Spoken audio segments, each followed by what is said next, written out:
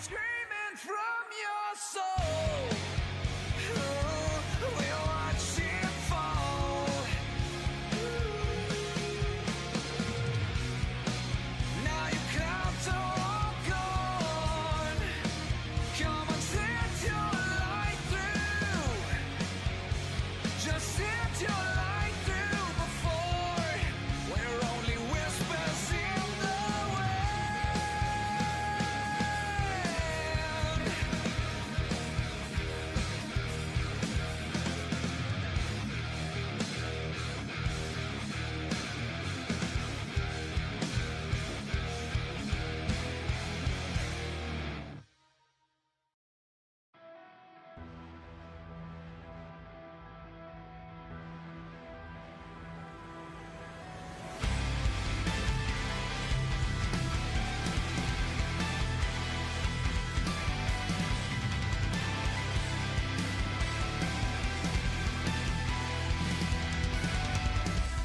You can turn my world upside down in a rush like I've not felt before.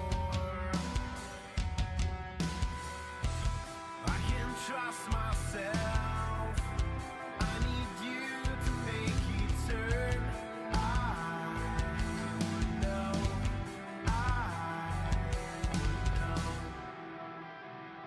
Will you follow me when the sky starts to change? Yeah, we won't be afraid. We'll never be the same again. Will you follow me? We won't leave it to chance. We can't write our romance. We'll never be the same again.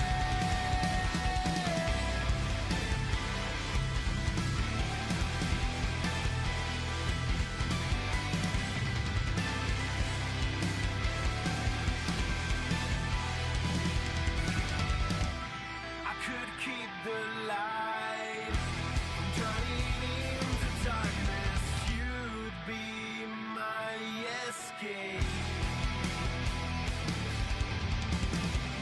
What have we been told? Easy to unfold. Future might seem out of reach, but we're getting close. Will you follow me when the sky starts to change? Yeah, we won't be afraid. We'll never be the same again. Will you follow me? We won't leave it to chance. We can't write our romance. We'll never be the same again.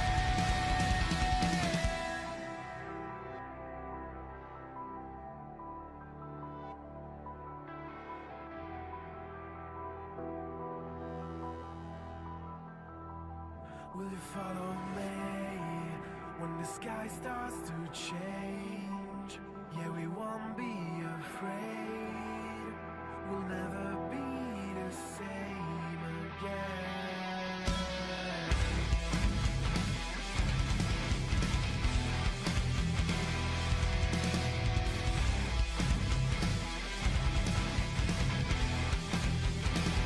Will you follow me when the sky starts to change? Yeah, we won't be afraid. We'll never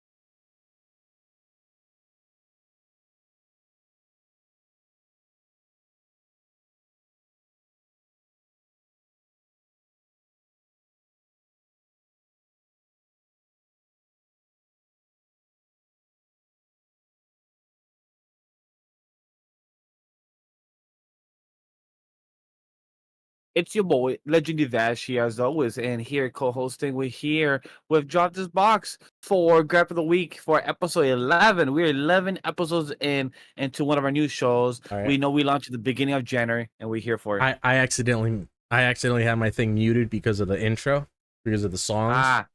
But you guys know the regular stuff, so we do this intro all the time. So that little blooper right there, mainly because I always mute our mics before the little music plays. So that's just a common thing. I just forgot to check it off. So do apologize for that. Just gonna double check real quick to make sure.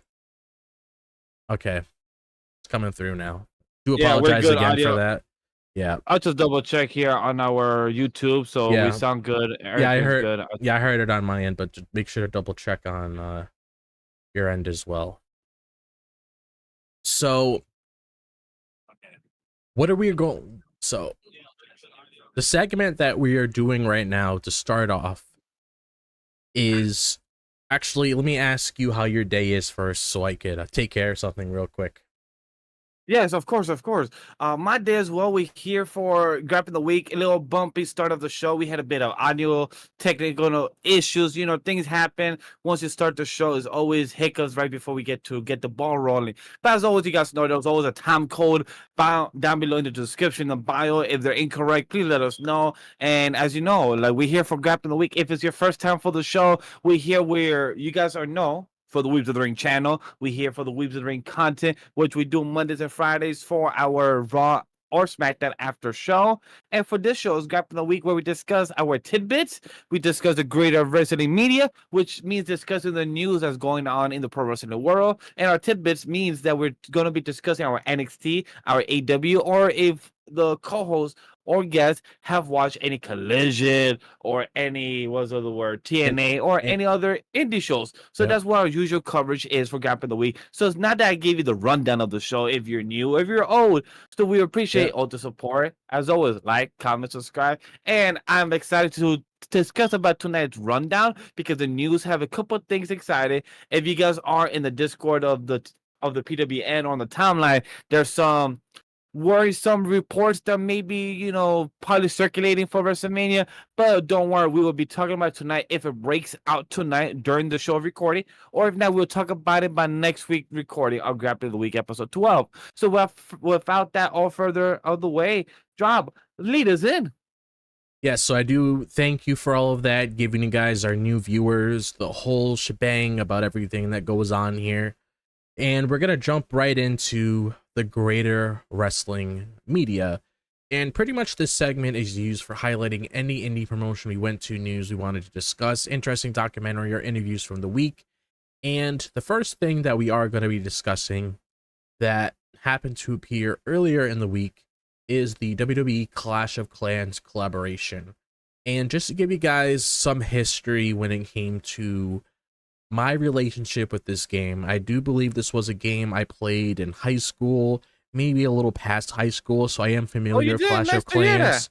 I did have fun with this game when I played it, and depending how things are now, I might consider it, considering we have this whole collaboration here. And I'm not going to play the video itself just in case there's whole copyright issues when it comes to the advertisement that was shown. But pretty much what you saw on our thumbnail on the right-hand side of Mick Foley was Cody Rhodes in the little advertisement for this, where he was playing Clash of Clans. He was going up against other people. Rhea Ripley happened to appear there as well.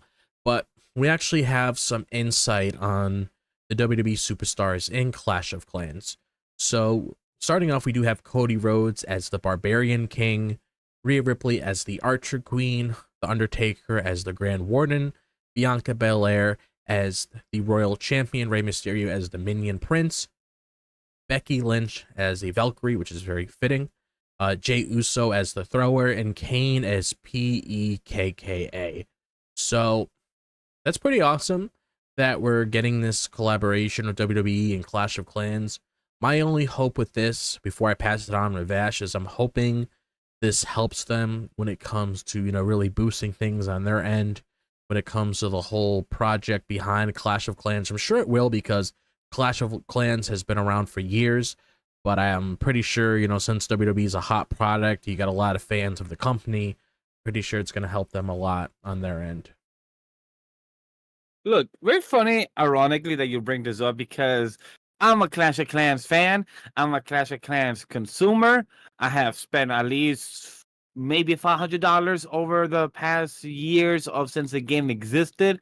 I've been on and off relationship with it. Not because it's toxic. No, it's just time consuming. It's a lot of farming. It's a lot of battles you got to do. Build, mine your gems, mine your gold, mine your potion, mine your dark elixir. So yes, guys, I'll play this game. I have this game on my app on my tablet, and I have played it. Just to know, Kane, as the word that Drop mentioned, is called Pekka or Pika. Some people pronounce it Pekka or Pika, but to see Kane as that is pretty ironic. With Becky Lynch as Valkyrie, I honestly thought they would put Liva Valkyria as a Valkyrie. It would have made more sense as the name, but I assume because she's not as popular or as cashing that aspect for the promotion, so it makes sense. Yeah. Remaster as a Minion Prince is hilarious because the Minion Prince is the shortest person there, so it's just pretty ironic there. Bianca Belair as a world champion, I know all the world champions, so it's pretty cool.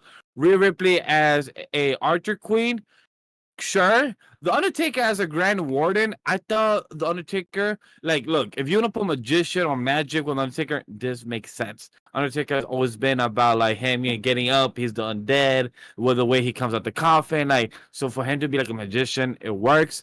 And Cody Rhodes as a Barbarian King, no lie, the Barbarian King would have been work better as Roman Reigns because the Barbarian, the Usos, the Samoans. So in that aspect, the tribe aspect would have worked better as Roman Reigns. But as a fan of Clash of Clans and as a fan of wrestlers, of the superstars of WWE, there's a cool cross promotion. I fuck with it. I dig it. I like it.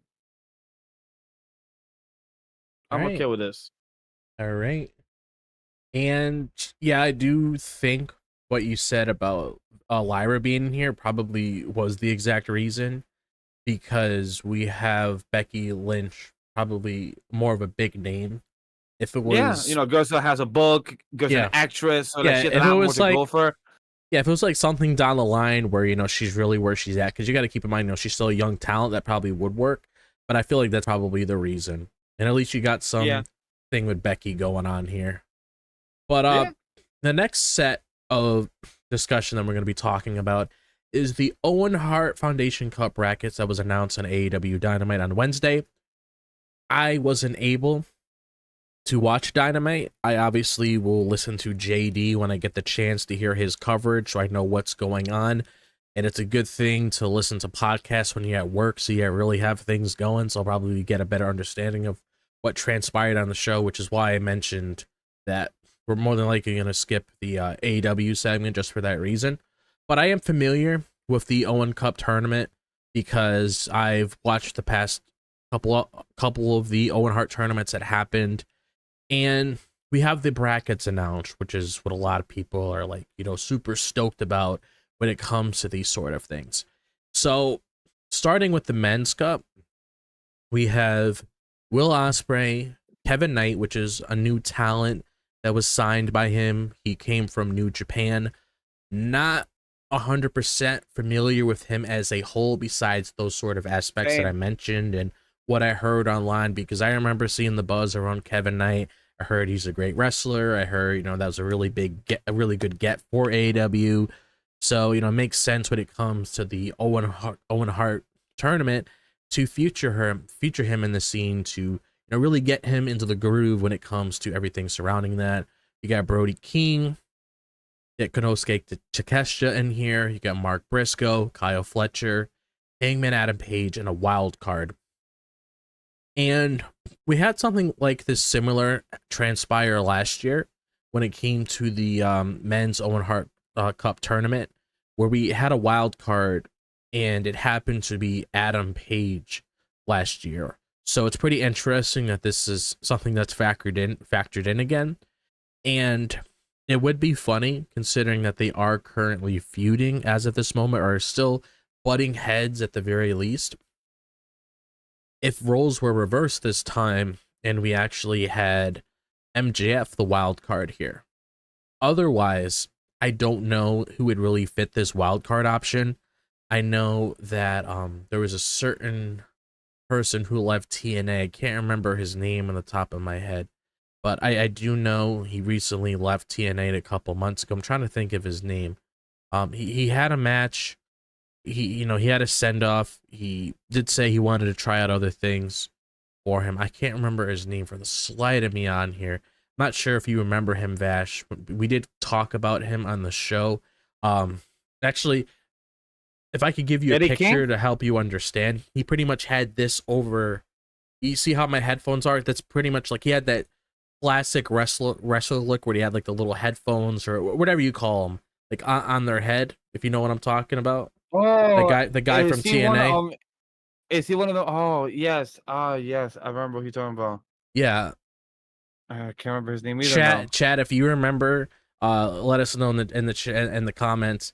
But that's the other person I was thinking of. But what do you think about these participants, just based on what you know about these cats that are added in here?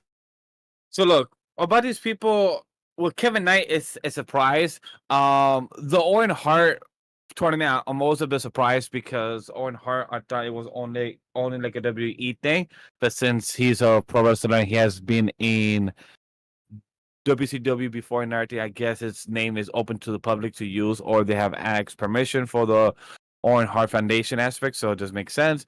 For the Kevin Knight, Will Ospreay, like you said, the wild card is to be expected. Hangman, Adam Page. Also, Hangman had a really cool segment with Swerve Strickland earlier as well in the AEW promo of last night. So I can't wait for us to at least probably mention that. So that's gonna be pretty interesting. When it comes to the men's, that's all I got for it. Yeah, I'm all gas, no brakes tonight. Continue. When it comes to the promo of that, I don't know about the women's much, and that's on me. I don't know their names on top of my head. Oh yeah, so, we'll go over that next. But yes, but that's all I got for the men's. But it seems like we got a surprise member that came to join us. Thank God. Yeah, actually, how is it, man? Yeah, man, water sucks. It really does. It really sucks. Water sucks. It really sucks. Sucks. But to give you insight on what we're talking about, since I'm gonna incorporate you in our little world here, with your own little window. What do you think about the participants? Yeah, how is this working? I need to see. What are you thinking about the participants of the men's bracket, and like, what is your thoughts on who the wild card could be? Because I said it could be MJF, considering how Hangman Adam Page was a wild card last year, and considering they're still butting heads to a degree, because I did see some sort of interaction with Swerve, but I didn't catch AEW in full. I would feel like that would kind of be poetic in a way if it kind of was him. But what's your thoughts on the men's bracket before we move on to the women's? If it was Swerve, if it was if it was MJF this time, because Adam Page was a wild card last year. Yeah. I mean, I could see MJF because he's not. I mean, right now he's kind of busy with whatever the Hurt Syndicate's doing, whatever that whole spiel is going to end up being. But not gonna lie, it could be whoever loses the title match this Sunday at Dynasty. I could see them just like going into there because Hangman and Swerve did have a run-in on AEW, which I'll mention later on. But if you don't mind, I do want to look at this bracket really quick. This first round feels very, very predictable in a way, and almost the whole tournament kind of, because that's the thing. Like, I could see at least 3 of these guys having a big shot at winning this thing. Them being like Ospreay, Takeshita, and Hangman. Really, Ospreay or Hangman's gonna win this, but yeah, this whole first round, I mean, they're gonna be good matches. Gonna be fine. It's kind of a predictable first round, except for that wild card, whoever that's gonna be. Good to see Kevin Knight. I mean, I know he's like new. Yeah. I guess getting good word from from Switchblade was enough to get him to replace him. I don't know. AEW is weird this week, and I'm still trying to process a few other things right now, everybody. But it's fine. It's good. We got this. It's good. Yeah, I mean the men's bracket's fine. The women's bracket, oh, the women's bracket. That's another story in its own right. Did y'all talk about the women's bracket yet? No, not yet. We're about to transition into that, which we could Ooh. right now. We have Thunder Rosa, Billy Starks, Jamie Hayter, and Chris Statlander, Athena, Harley Cameron, Mercedes Monet, and Julia Hart. Out of all Yeah. these, I only am familiar with Athena, Mercedes, of course, and I believe Julia Hart and Jamie Hayter are the only 4 I'm aware Mhm. of. Oh wait, no, I'm also aware about Thunder Rosa because she teamed up with our girl from the Thunder Tits. If you know, you know. Oh yeah, with Tony. I'm gonna say this right now. Where this tournament's gonna be part of this tournament, I think is gonna be setting up Athena and Mercedes for a title match later down the road. Okay. And I mean, this is a bold prediction too, because I know the whole thing is, Mercedes doesn't lose. I think she's gonna lose to Athena in this match, because I think they're both gonna move on in their matches, but I think Mercedes is gonna lose to Athena, and that's gonna set up a title match for one of their titles, and then whatever match that is when Mercedes will go over, and then they might have like a rubber match to maybe for another one of the titles, because hell, Mercedes has like 4 of them, so pick your poison, Athena. Which one do you want? That's kind of my bold prediction for that side of things. The other side, I mean, Jamie Hayter needs something to do. Billy Starks, I mean, she's still up on the run, but she has enough time. She can, build up to get a shot at Double or Nothing. But I mean, Jamie Hayter's one of my front runners for it. I mean, you could do Thunder Rosa too. She Yeah. could have that rematch with Tony Storm. That's something, but I don't think she has enough heat behind her to really get something going. Chris Statlander, again, that could be another good one. But again, I think on that side of the bracket, Jamie Hayter needs more of the heat, because again, like Billy Starks, she has enough time. She could easily build back up into it. Plus, they're just now putting her on Dynamite, so it's kind of like the Kevin Knight thing. It's like, all right, great, you're a newcomer here. We're gonna build you up and like make you a star, but that's basically what this tournament is for, to make you look good in defeat. And that's also mainly because I want Jamie Hayter to do something more. And you may have noticed I said Tony, and that might be a spoiler for later when I give my Dynamite predictions. But Drop, I know you know most of these women. What do you think of the women's bracket? So first off, our setup is the people saw me set up everything on stream, so everything's back in order. Mhm. So that's good. New layout for us. We all have our own windows, so it's not just one connected. And I do like the new layout. Told Vash I wanted to breathe more life into it, so let us know in the comments what you guys think. But so when it comes to Jamie Hayter, I do agree. She definitely needs some momentum, but I also am not 100% sure if she's going to really get there to the end. Billy Starks, for sure, she'll get through that round, and she very well could be getting into the finals that transpired Double or Nothing. So I am familiar with Billy Starks. She still has a long road ahead of her, so I don't really see her really getting to that stage yet. Thunder Rosa, Chris Statlander. I mean, Thunder Rosa, as of late, she hasn't really been all the way up there where she really needs to be, based on what I've seen and based on, the sort of presentation she's been having. So I could easily see Chris Statlander going over in that match. Julia Hart, Mercedes Monet. Mercedes is pretty much a given there. Harley Cameron and Athena, that's pretty much a given. And I can definitely see what you said happening when it comes to Mercedes' first loss in AEW if they go down that route. Because as much as I could see it, because it definitely is a 50-50 of that happening for that match to transpire. There's also a Yeah. part of me that's not 100% certain just because of how super protected she is, but it does make sense when it comes to Athena pinning her, getting that match, and obviously Mercedes getting her win back, because that would be a way to really give Athena that shot at the title. And hopefully it's just for a TBS title shot, not for like Yeah. the Ring of Honor title, because I feel like that Please would be, no. I feel like that would be a little bit too much. Because I could already picture in the top of my head, you're gonna see potentially Mercedes and Toni Storm at All In this year. Not saying it needs to happen, but I wouldn't be surprised in the slightest if they push towards that, just because of this girl has all the belts. She's going after the main one on the show, sort of deal. It could easily, I could easily picture that happening just because of how she's pushed. And I'm gonna say it goes. I'm gonna say it happens. Actually, it isn't. This is setting up like a number. This is a number one contenders match for the All In, right? No, not so this is for mistaken. Double or or hold on. Oh, the tournament final is at Double or Nothing. Yeah, so this is for All In. Oh, okay. So yeah, I mean, Yeah. you could.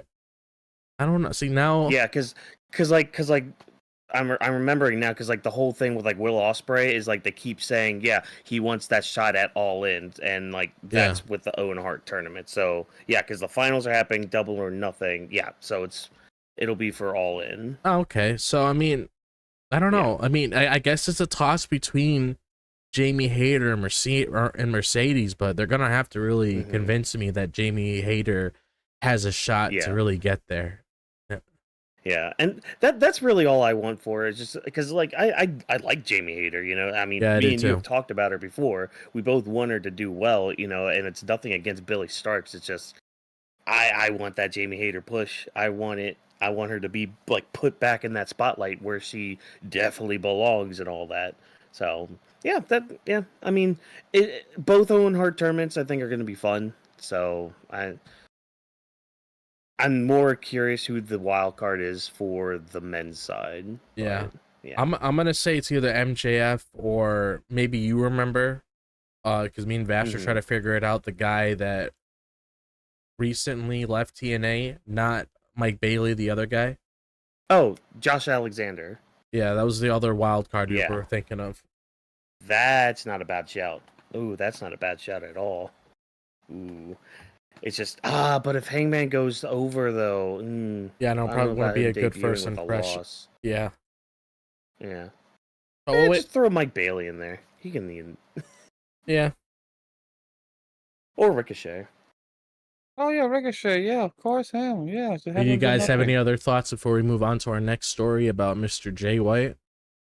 I mean, it kind of sucks. I mean, we could just kind of transition to that. Yeah. 'Cause, So it kind of sucks what happened. yeah, so pretty much like a little backstory here. Jay White initially did say he was going to take part of the Owen Hart tournament. He did qualify for it, which was a common thing we did see on the television show, where a lot of them were saying they were going to participate in the event. I believe even MJF said that at one point too, but obviously things are going a different direction with him depending on how things escalate from there. But we have backstage news on Jay White's current status when it comes to AEW and his whole removal behind the Owen Hart tournament. So, you know what it says right here? The 2025 Owen Hart Foundation tournament is set to begin in All Elite Wrestling, but as revealed in Dynamite, Jay White will no longer be taking part. White was set to face Ospreay in a first-round match, but has been replaced by newcomer Kevin Knight, and White pulled from the tournament after suffering an injury at the hands of the Death Riders during a backstage attack on the show on April 2nd. Pure report from Fightful, White is legitimately injured and expected to undergo surgery. The injury is significant enough that AEW are believed to have made significant creative changes due to White having to take time off. Dave Meltzer report on Wrestling Observer Radio that White is dealing with a broken hand.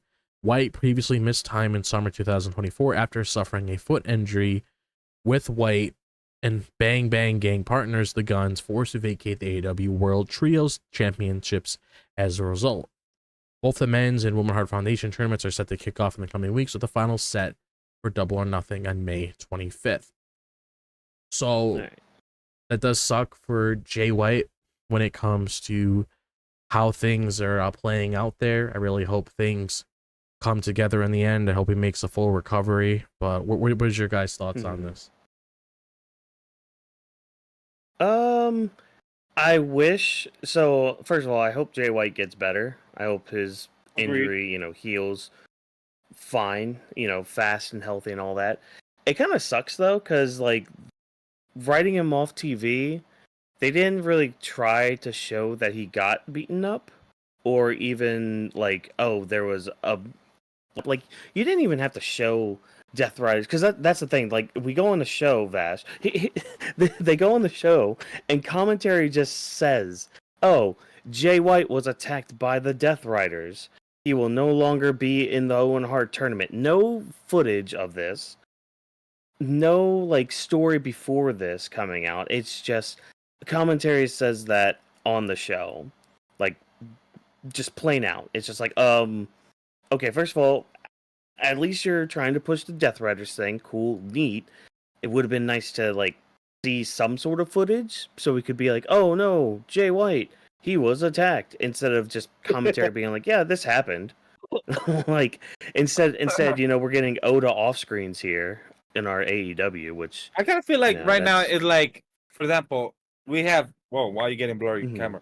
Well, we have Yeah. Randy Orton talking to Cody and telling him like, look, this is what happened, and that's what happened. We move on, guys. So this is what happened, and that's what you got told. Like, I just feel like that's what it is. Yeah. No, that's basically all it is. Like, it's just And it's Do I telling, have- not showing.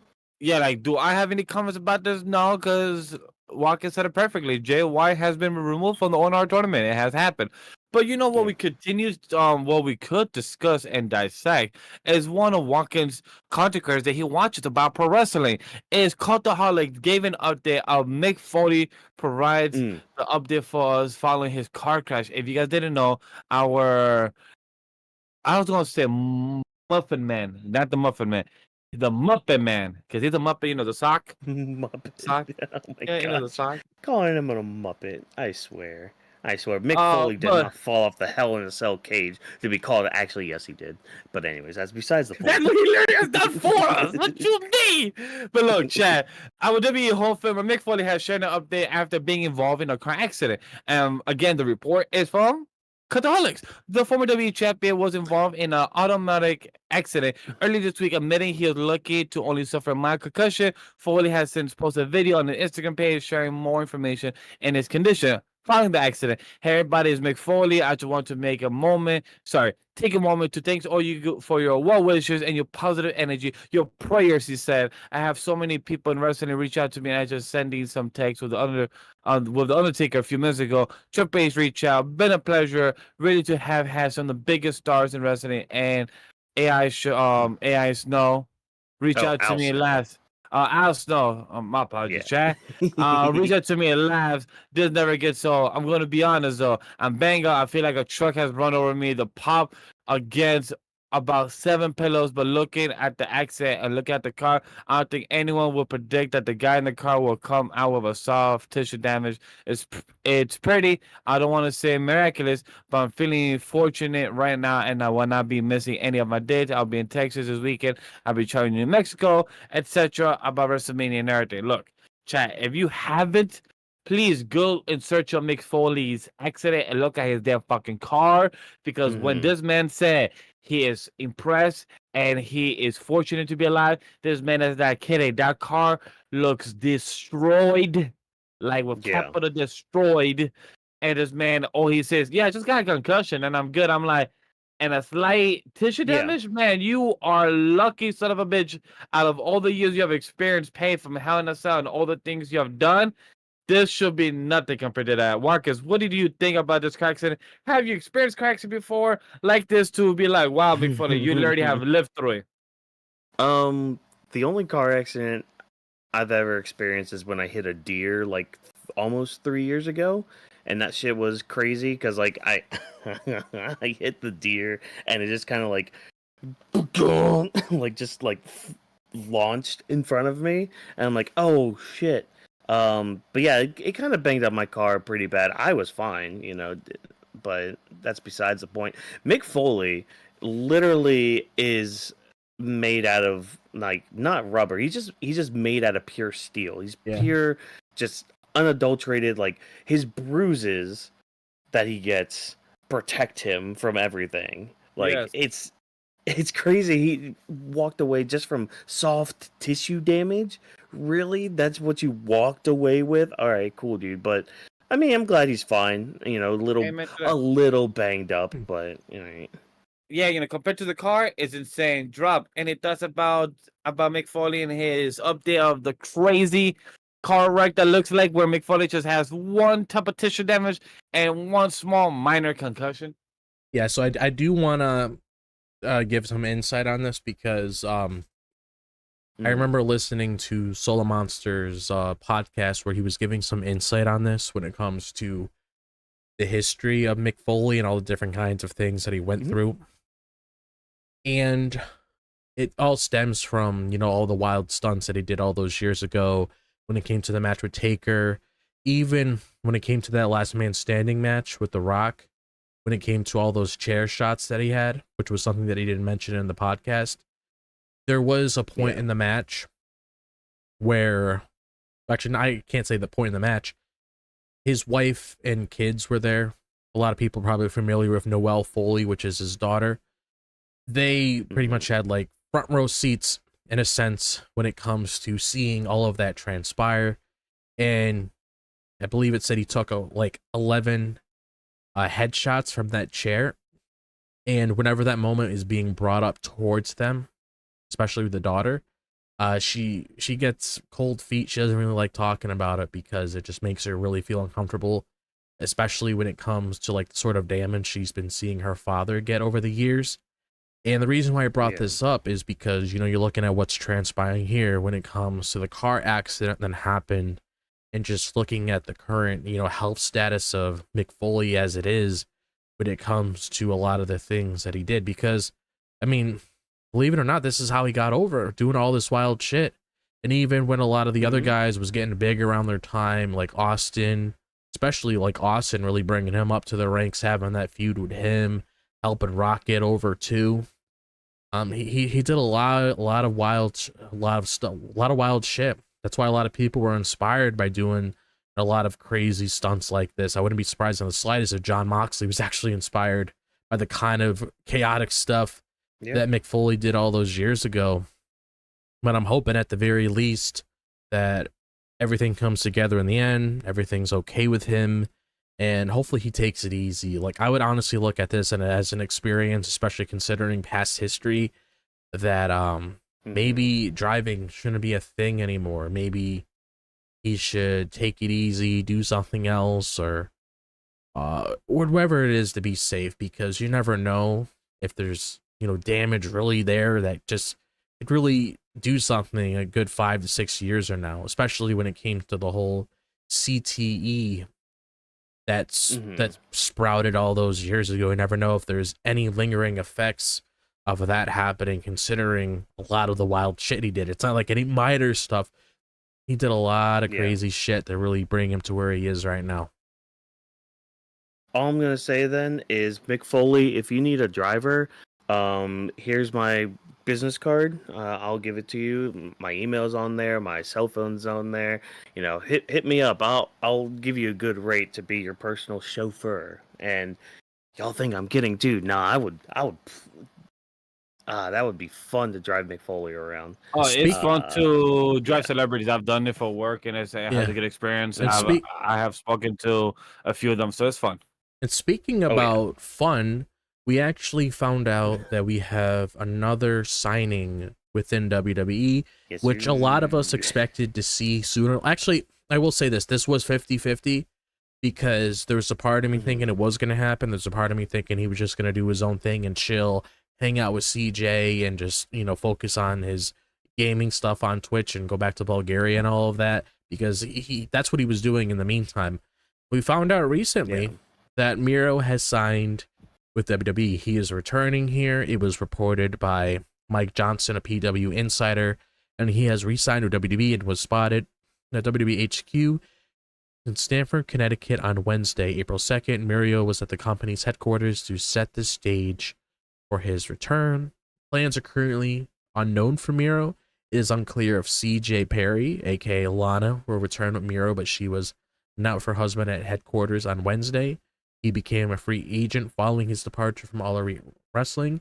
He's 39 years old and was expected to return to WWE after his AEW exit, which a lot of us figured, as I said, but it was still up in the air because when it came to Malachi, we knew he was going there. Rey Fenix, we knew he was going there. Ricky Starks, we knew he was going there. Miro, like I said, 50-50, but glad to have him back. And just to give a few thoughts on this, just before I pass it on to you guys, I'm really happy to have him back. I feel like with this administration, he'll probably shine a lot better than he did before because this is a whole new ball game. Not the same people aren't here anymore. I don't really see him being fed in a way how he was back then, where he was really trying to get himself out there. Obviously, he got over organically, and because of the creative around that time, he wasn't really pushed to that level that we all saw him that he could definitely go down. And looking at what he did in AEW when it came to the whole Redeemer thing, that got a lot of attraction. A lot of people were really intrigued with the sort of character direction he had going on with that. And I wouldn't be surprised in the slightest if they, tried bringing that home Redeemer gimmick to WWE, see how that works out on its own. Because the main reason why Lana was with him all those years ago is because it helped him get over, because he had a manager and she was able to really speak for him and help him really find his way there all those years ago. But based on what we've seen from him, and obviously as years pass by, you grow more and more and more as a talent when it comes to the kind of things that you learn. I saw those vignettes of him as the Redeemer. The guy can talk, he can get a good promo when it comes to really convincing the audience, what his initial goal is when he was really running that gimmick in AEW. And I can see him doing the same thing here, give him the freedom when it comes to really expressing his character, because it really feels like, he's really comfortable in that position. Obviously, if you want to bring CJ back, which I believe that I definitely could see that happening, and, congrats to them for rekindling everything together. I was really happy to hear about that news a couple weeks ago when it came to renewing their vows. But I do like how he's coming back. I feel like he could fit really good in the mid card. And if they want to throw him a bone, we could potentially see him like a world title program. Wouldn't be against it. I really want to see the full potential of this guy. I feel like now we could see that. Before we couldn't because of how shit the administration was around that time. But now I feel like he could definitely get what he deserves and really showcase where he can go when it comes to a performer. But what is your thoughts on this, Watkins? Oh, I only have 3 words for this. It's Rusev Day. Yes. Yeah, oh my gosh, I can't wait. I don't know if he'll go by Rusev or if he'll go by Miro. Yeah, it all depends. Either one would be cool. Yeah.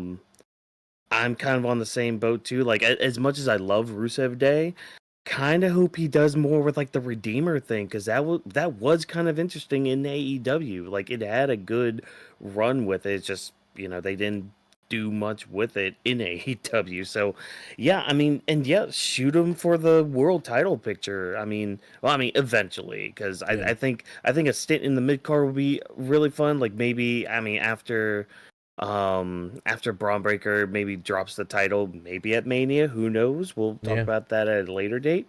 Have him in the IC title picture, because with the US title, if Mr. Jacob Fatu gets that, I don't want Rusev getting fed to him, at least not yet. As much as that match would slap, but strap the IC title on Rusev, give him a good long reign with it. Just strap a good rocket to him when he comes back, because the man is good, and like you said, the man can talk. Like, as good as it was to see Lana with him, he doesn't. I don't think he really needs a manager. And last I heard, she wasn't really interested in signing back with any wrestling company. But even if she does sign like as a manager talent, I wouldn't be against it. It's just I don't think we really need it. But The other thing too is if he's on the same show as Andrade, I mean they have some unfinished business from AEW. If you Yeah. recall, like their last matches they had. That's if we see Andrade, because we haven't seen also Andrade since a while. Since I don't know, I'm not trying to put any speculation for anybody. You know, we haven't seen Andrade since our girl Charlotte Flair came back by head. We have That's news up on to him you later. how to Don't see it. worry. Oh yeah, we got something to talk about with him later. Yeah, I know. I was don't- trying to tease don't it to you the. worry. I'm like, hey, y'all. But look, my thoughts about this. Spicy. I'm a Russo fan, but not when he was always here. Because I left. Not saying I was working for WWE. I left watching. I stopped watching during the time when Russo was getting as popular and everything. But I agree with what Walken said. It was a great choice. You know, have him in the mid card right now. Have the mid card have more meat and palate. Because right now we're having a lot of build up to our mid carders to become up to the top, contenders for the world title picture. And right now, my fear of Raw on Netflix and SmackDown on USA, that right now is starting to be a lot of more of the same characters on screen and not a lot of rotation towards the mid carders. Because the point of Raw going for 3 hours or going, freedom on fucking Netflix instead of them changing PG shit from PG 14 to random PG shit instead of saying, holy shit, this is awesome. Netflix or Triple H is, scaling back. So like, hey, you did this deal to help your consumers and to help your wrestlers get more TV time. But it looks like there's the same people getting TV time, not as frequent as they should. So that's my question to know that I hope these people that are coming back, like Malachi Black, Russo, and other people, I'm hoping that they get TV time well deserved, and the people that have been working hard behind the scenes that are in catering that have not been shown, hopefully they get their rent due, because this is like, to me, like, I don't want to be seeing the same people and also spread out stories. That's just my only complaint or my only con about it. Like, hey, if you have the money, bring them back. As long as you got the story, the TV time, and the build up for all these mid carders that you guys have but haven't been used. That's all I got.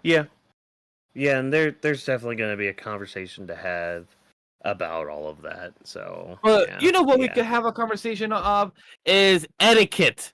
Motherfuckers, have etiquette about seeing your meet and greet. Know to who to bring your picture to, and don't bring Liv Morgan's mugshot to the meet and greet, because the reporter is Cutaholics. A W fan was ejected from a meet and greet ahead of March 31st episode of Monday Night Raw, as been revealed.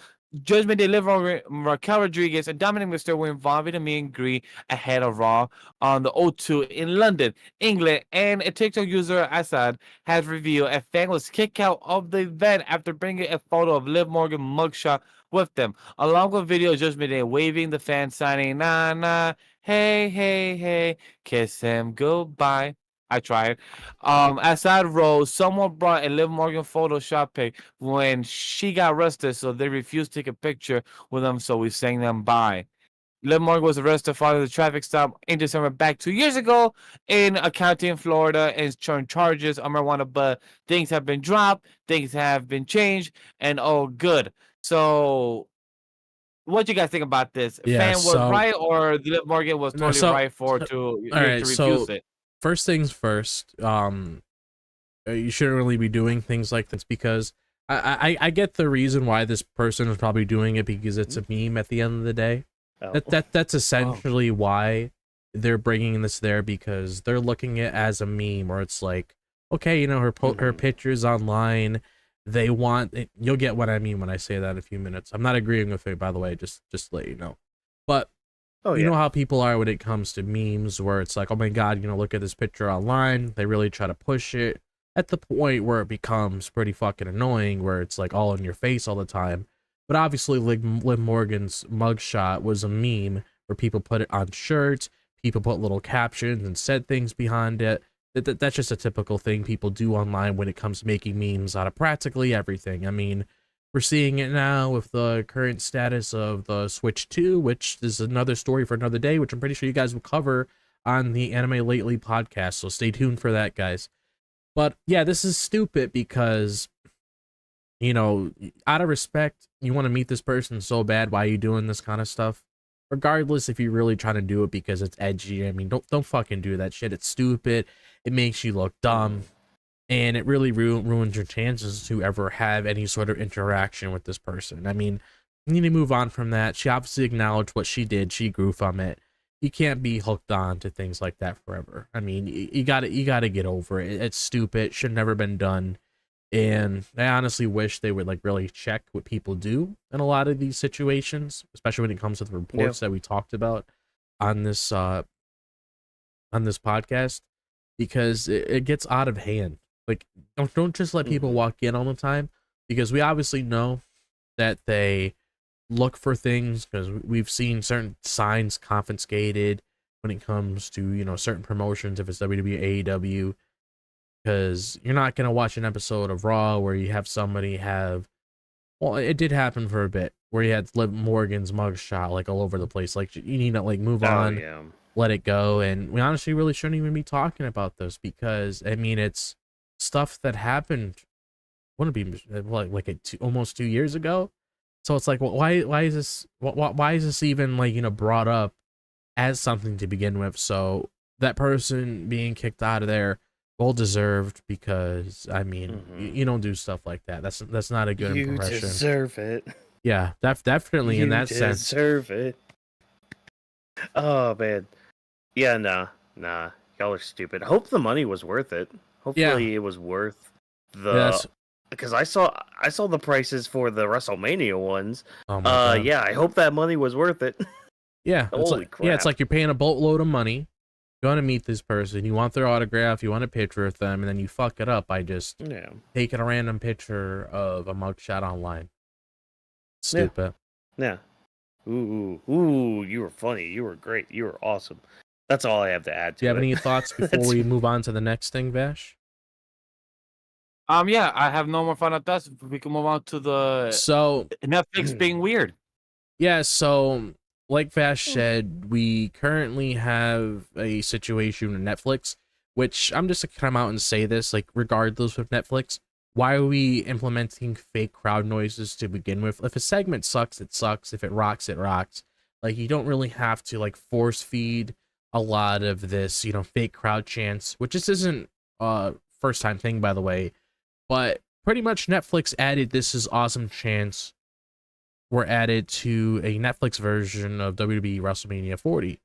And it says right here, the reason for fake "This is awesome" chants being added to the Netflix version of WWE WrestleMania 40 has been revealed. Many of WWE classic pay-per-views and premium live events are available on Netflix in international territories, meaning not us, unless you got a VPN, and including the United Kingdom and Ireland as part of the 10-year deal between the streaming service and WWE that includes Monday Night Raw airing live on Netflix every single week. Edits have been made to the current WWE shows on Netflix throughout 2025, but there's also been changes to WWE's library of content that's emerging this week. That fake "This is awesome" chant has been added to the 6-pack ladder match for the WWE Tag Team Championships and World Tag Team Championships during WrestleMania Night 1.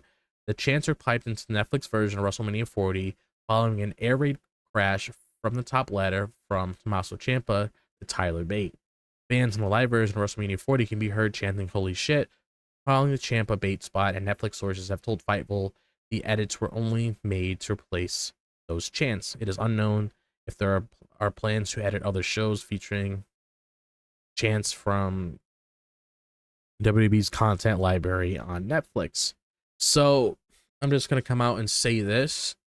Let the chants feel organic when it comes to certain segments that transpire when it comes to a regular television show like NXT, Raw, SmackDown, or a PLE, because that way you could really feel the moment. Like, nobody's going to want to hear a whole bunch of crowd noises when Cody had his moment, because that would really take away from it, considering how special it was. Like, imagine just, clicking the fake crowd chants for Cody during that moment. That would really hurt it. And it's not like it just blends in. Like, you could hear what that is right off the bat once it's incorporated, because it literally sounds like so robotic. It's not even funny. But I've never been a big fan of these crowd noises, because it's like, why is it needed? It's like, if you got to have confidence in yourself as a promotion, just like how a lot of people didn't have faith in Cody going head to head with John Cena. You got to have faith in your top guy, just like how you have to have faith in your promotion when it comes to the sort of audience that's coming there to see your product. Like, don't implement these fake crowd noises during a segment to really get it over on television, because you could obviously see from the reactions online if people like it or don't like it. And if the crowd's like that, I mean, yes, even us as viewers, it can definitely affect the product, considering how the audience reacts to certain things. Because when we had this international tour, it definitely felt like a lot of the show was alive, even if some segments didn't hit. The crowd really made for it.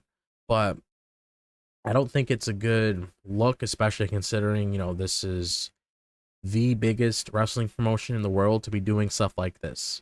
Like, that shouldn't even be a thought to, come across your head to really be doing something like that. It just seems like very like weird. It's almost like us doing something like that on our show to get some sort of like attraction. Hold on, let's back up really quick, because the reason that they're replacing it is because of the fan chants being holy shit and all that. Like, what they're doing is they're trying to censor that, because WWE is still trying to be a PG product, and unfortunately, they can't really go around having. I understand, you can't really control a crowd when they're, screaming holy shit. I mean, but we're hearing them that, live censoring it again on TV, so they're really just going back and replacing those with the "this is awesome" chants. Like, that's what they're doing here, is they're trying to censor it now, so that those are out of the way, so that way it could still be within the PG range and all that. But like, and I mean, I agree with you with like the whole like, oh, they shouldn't have to pipe in chants or cheers and all that, for those moments, like you were saying, with like if they're doing that with Cody stuff and all that. But like, that's what they're doing here is a little different. They're trying to just censor it so that way it's still within those PG ranges and all that, because fans are going to be chanting holy shit. That again, you can't really control the fans. But that's yeah. Yeah, I get that whole reasoning behind it, but it's like still, it's like it's old content, so I don't even really see how that should be touched. Like, I never really been a fan, regardless what they're doing. I still think it's really lazy. It's weird, especially when that randomly comes up. Especially when that randomly comes. Like, I get the whole thing, the whole PG thing, but like, even in today's standards when it comes to how we're watching the product, I mean, it just feels unsettling. If there's a way you want to blend it in to make it sound realistic, sure, but the way that I saw it, it almost sounded like, one of those things where like you have one of those things you can connect to OBS and you can click buttons for like having people clap, having people boo, the what do you call it, the little chirping sounds from the bugs, if like something's like very mediocre or whatever. It's just the way that it sounded to me. It just sounded like one of those things you could honestly find in a software like that. Oh yeah, no, and I mean, trust me, like you and I both went through the Thunderdome era where they definitely did a lot of that shit. Oh, yeah. And when they went back to live shows, you could definitely tell they were piping in things. Like, I remember some live events like happening like on Raw or SmackDown when they would pipe in like boos when people were being cheered and all that. Like, Vince was very, very adamant on things like that, because I mean, he wanted to get a certain star over in a certain way. It's just like, I get it again, because it sounds just produced and fake and does not help with pushing your product to feel organic. But considering the reason that they're trying to do it, I get it. I get why they're trying to do that. It's just it does kind of suck. Yeah, it's mainly the sound. That's pretty much what I'm trying to get across it, because we've seen like from different movies or TV shows or whatever where they can incorporate stuff like that where it kind of sounds good, because it's that whole thing where you blend reality with fiction. So it's kind of like, oh, okay, this actually sounds legitimate, but to them it just doesn't really work that way. But what is your thoughts on that, Vash? Yeah, Vash. My thoughts are fuck censorship. I don't give a fuck about like, That hey, you too, trying to cover up holy shit for this is awesome. Yeah. No, I'm sorry. I'm a person from old school. I'd rather hear holy shit. Yeah. Simple as that. And when Netflix is doing it, who literally in some of their episodes in their fucking catalog has people fucking or nudes, and you're telling me that you're gonna censor words of holy shit. Like, but is it Shrek why? doing it? Is it Shrek doing it? I mean, they didn't Like- censor. They didn't censor Gunther calling Jay a pussy, so they gotta let things slide like every once in a while here. Like, but the thing is, they're pick and choosing, and they're also, they're pick and choosing, and they're choosing things from old catalogs. So I'm wondering why. Is it because of WrestleMania 40? It was more presented to like a home audience, or like to like, hey, let's try to keep all this content from back then PG. Now let's play around with it. It's just more now questionable now. Where, for example, 6 months ago, a year ago, I was excited for the Inquisition of WWE and Netflix. Now a year later, I'm questioning more like, was this actually the right decision? I love the Europe stuff that we could use the VPN and watch the content now, but the censorship, it kind of turns me off. Like, if we have to hear beeps when we used to avoid them on USA or Fox, and now we got to hear them again, like, yo, what the fuck was the point of all this then? That's all I got. I just don't give a fuck. Please don't censor my content. The point of you guys being on Netflix without working about the bylaws and the righteous aspect when it comes to TV programming was to avoid all the fucking bylaws and the TV programming bullshit. That's all I got. I mean, that's essentially what it is. I 100% agree with you. That's pretty much what I was like trying to get across earlier. It's like we came here in a whole new era. I'm not trying to see people do explicit stuff on television because that's not why I signed up for Netflix to begin with. But it's like seeing things come off in a different way to really have certain segments hit off hard. That's what I was really expecting when it came to certain things on Netflix, because for the most part, when it came to the things that they were censoring, it's mainly when it comes to certain spots within the match. Like if somebody does like a frog splash, or somebody does some crazy stunt like, you know, Penta normally does when he's outside of the ring, or he's doing a Canadian Destroyer, or you get what I'm trying to say. When it comes to those really high profile moments within the match itself, where it's like, I can call that spot, I remember it, because it always clicks in your head when you think about a match. I remember that spot Cody did. I remember that spot Randy did, and how the crowd's reaction was with that. That's mainly where the holy shit comes from. It's not just, holy shit, this is awful, I don't like it. It's in a more positive way, which I feel like since Triple H, and obviously this probably isn't under his control, but it's like, since he is an old school guy, he's heard that stuff all the time, so he probably knows how that comes off when it comes to, you know, certain things happening within the product itself. But it's like Vash said, you know, we came here to see something different. We don't need that censorship anymore, because that's one of the things that we were trying to walk away from. USA, when it came to blocking, the whole black screen, when it came to SmackDown all the time, that was atrocious. The constant, oh my god, is my sound working on my sound bar sort of thing, because even at times when they did that, I didn't even know if my stuff was working when it came to the sort of censorship that they were doing. But going into a better direction when it comes to potential returns, that I didn't hear about this earlier in the week, and it was really nice to hear about this when it came to certain people, is we do have an update on Asuka, Tonga, and Ilja Dragunov. So the potential return dates of several WWE superstars have been reported by PWN, who stated PWN has learned of some potential return dates for few superstars coming back from injury.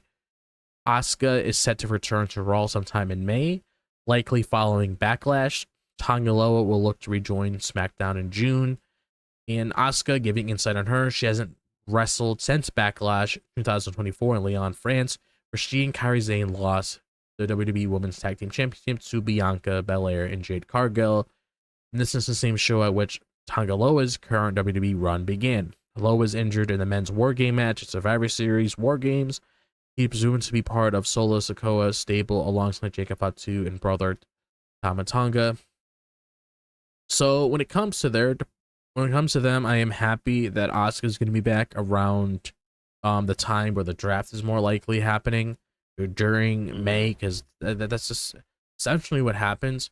Actually, not that I think about it, it usually happens beforehand, and then once Backlash passes, that's when everything's set in motion with that draft. So hopefully they have some plans for her when it comes to her either doing stuff with Kyrie if she's back around then, or anything that has to go with Dakota Kai or Io Sky. Like, I'm very curious to see how she factors into things, because it could be one or two things of Asuka. She could easily walk into what she was doing before, or she could come back and honestly do something new. I mean, for all we know, Io could retain at Mania, and let's say Asuka attacks her. Maybe she has a legitimate reason behind that when it comes to it. Oh my god, they were friends at one point, but you never know how Asuka might feel behind the scenes when it comes to certain things going on. That's how they implement stories. That's how they get us invested in the product. So I'm definitely excited for Asuka. Tonga Loa, it's going to be very interesting to see his viewpoint on the current situation that's currently going on with Jacob Fatu and Solo Sikoa. Yeah. Like, I'm very interested to see his stance on there when it comes to whatever goes on there, because things are a lot different, since he's been injured. You have this shift with the bloodline right now, so I'm definitely curious to see how he's going to, look at everything currently going on. And Ilja Dragunov is another one. He's targeted for a September return, and I believe that's not mistaken. I think that might be after the tour. Would be nice to see him come back during the tour, but he had a torn ACL and he's been out since September, so it's going to be a year since he's been out, but he's definitely needed. I would love to see him come back. We talked about on the show about reports of him training at the Performance Center, but he's definitely one where I'm hoping when he comes back they got a vision for him, because he's a future main eventer on a Monday Night Raw or SmackDown. But what is your guys' thoughts on those guys? Watkins, if I may go first, because I have just very simple thoughts about this. One, when it comes to the GOAT, Tonga Loa, he's making his return soon, so I'm very excited to see our eye patch wrong hold of title winner. Can't wait to see him back. I believe Drew McIntyre also posted an eye patch of him wearing. So it was funny, the memes of a lot of people saying the reference towards Tonga Loa.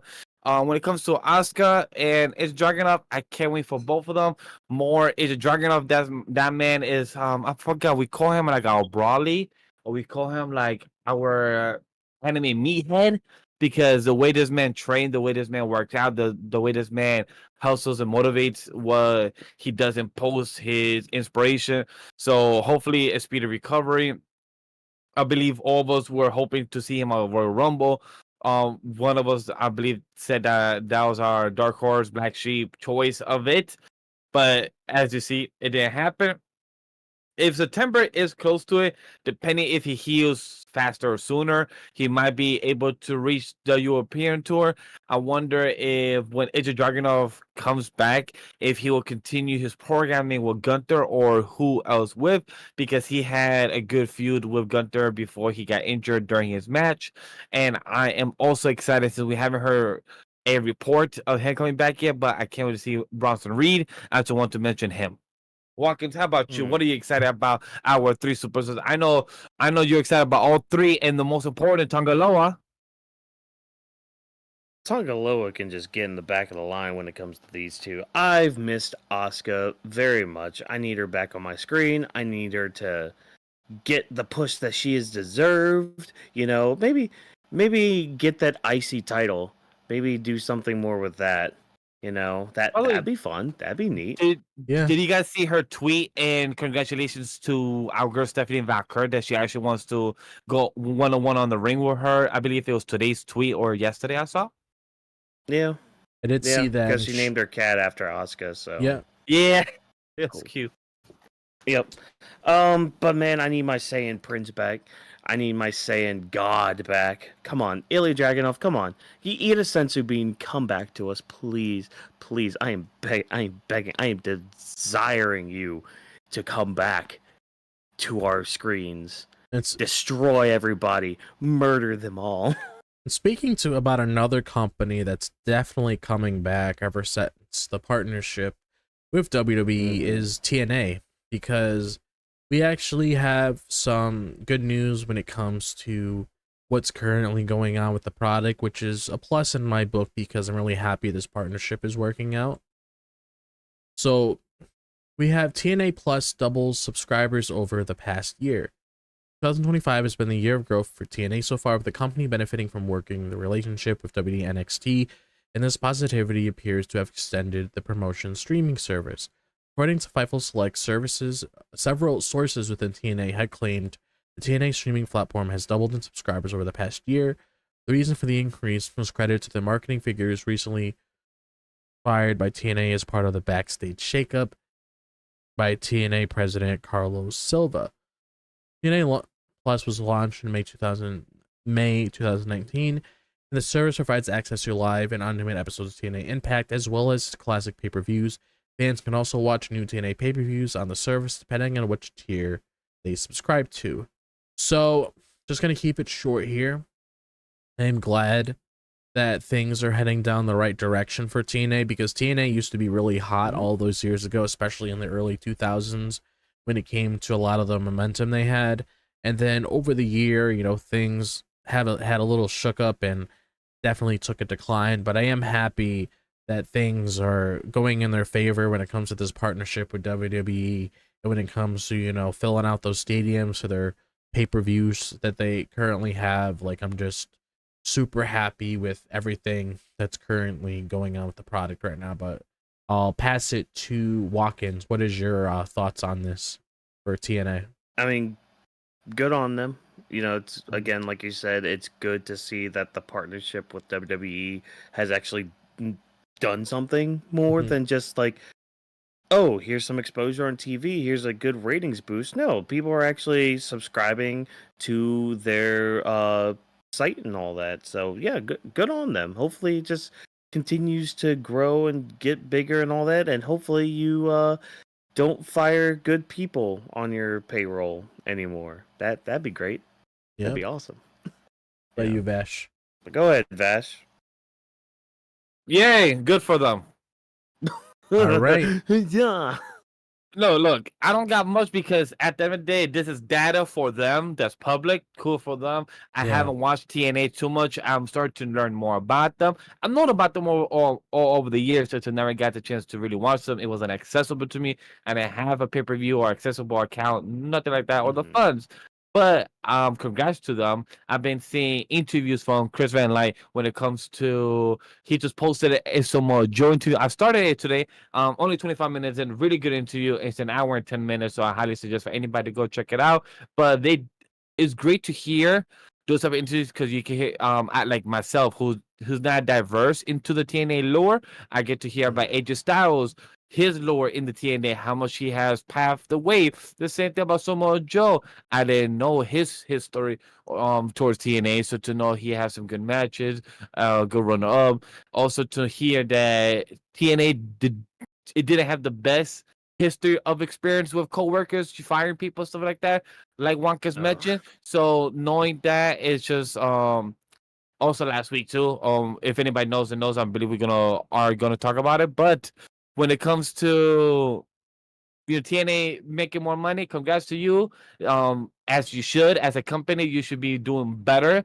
Also going up in prices when it comes to your stock, when it comes to your seats. Don't be like, you know, WE don't sell things like $5 million. The only a green shirt guy could only go to the front row every fucking year, every fucking show. But hey, it could be Walker's because he's wearing green shirt.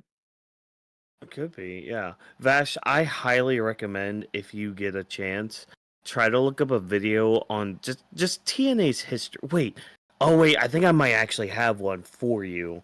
Just like looking at TNA's history and seeing what they went through as a company, you will question many times, how are you guys still a thing in 2025? Oh, Like, I've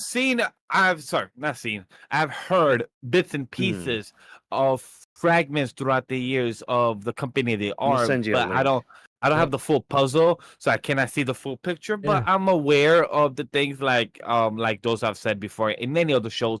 I've been part of the entertainment industry since very young. I'm not acting or young, but I've been a consumer. Now working in the industry, I've gotten to know a lot of the in and outs. So just seeing how TNA once was and how it was almost like a Mm. great empire, but then has fallen and then has reconstructed to grow again. It's just insane. So can't wait to watch the video and the content that Waka is about to give me homework for.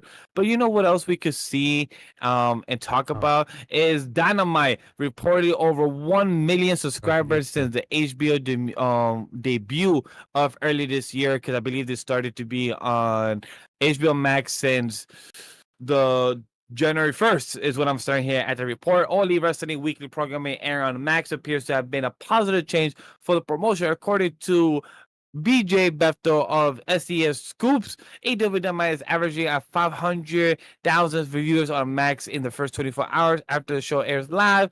When combined with the AEW viewership on TBS, Dynamite is averaging between 1 million and 1.2 viewers within 24 hours airing. Befta claims Dynamite has averaged over 60 million minutes watched per episode, with a change of between 10 to 20% depending on the episode. AEW Dynamite has reportedly regularly outperformed some major ice hockey games on Max.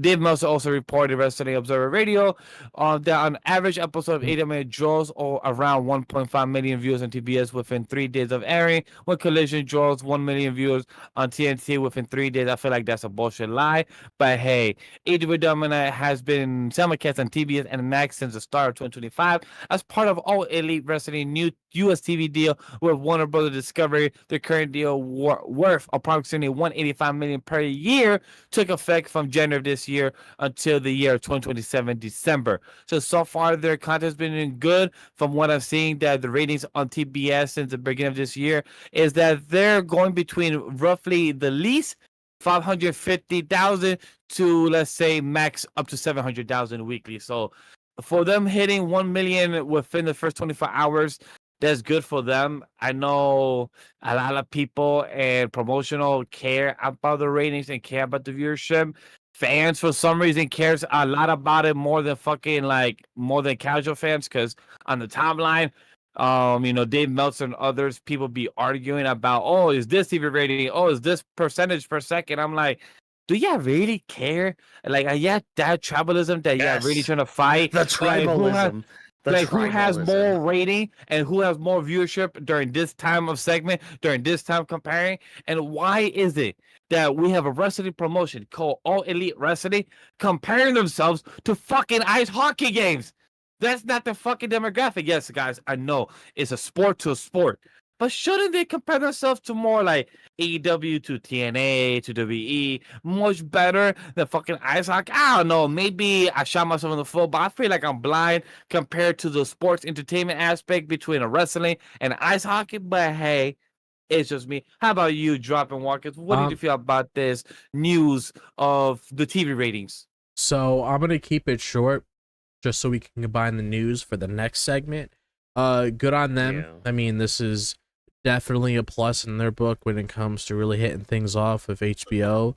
So I'm happy business is booming for them. I wish them nothing but the best for the future. You pretty much summed up everything that was needed to say here. So how do you feel about what happened, Watkins? I have only one word. Because okay, first, well, I guess many words. As much as the ratings have been getting better for like the cable viewership and all that, the only other word I have to say is sure. Yeah. Sure. Okay. Yeah, that's honestly all right. Yeah. Honestly all you could really say at this point. You don't really never know what's right or what's wrong when it comes to these reports half the time. But we do know one thing that is a thing that is a positive. This is coming from WWE.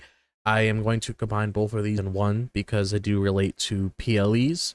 So first, I'm going to talk about WWE Night of Champions that will take place as of now, according to WrestleVotes, Saturday, June 28th in Saudi Arabia.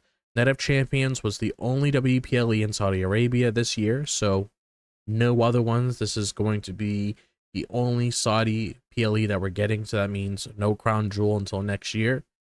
And currently, a King and the Queen of the Ring event is not scheduled for this year, which I did see a couple people, including a friend of mine, were upset about that, because I will say that I was expecting that to be the norm moving forward, considering how they structured SummerSlam this year. So I was thinking in the back of my head they were going to do the same format this year, because I liked how they did that. I thought it was really cool, so I thought they were going to do that again. Maybe they have some sort of thing that happens at Night of Champions that could possibly head that direction, or maybe something else transpires that's completely different. But and then the other thing, before I ask you guys, as first reported by PWN Reports, when it came to W Evolution that we talked about a few times on the show, the PLE will take place on Saturday, July 5th, which is 2 days before my birthday, and the date has been locked in and is official. An announcement for WWE regarding the event is expected this Monday, April 7th.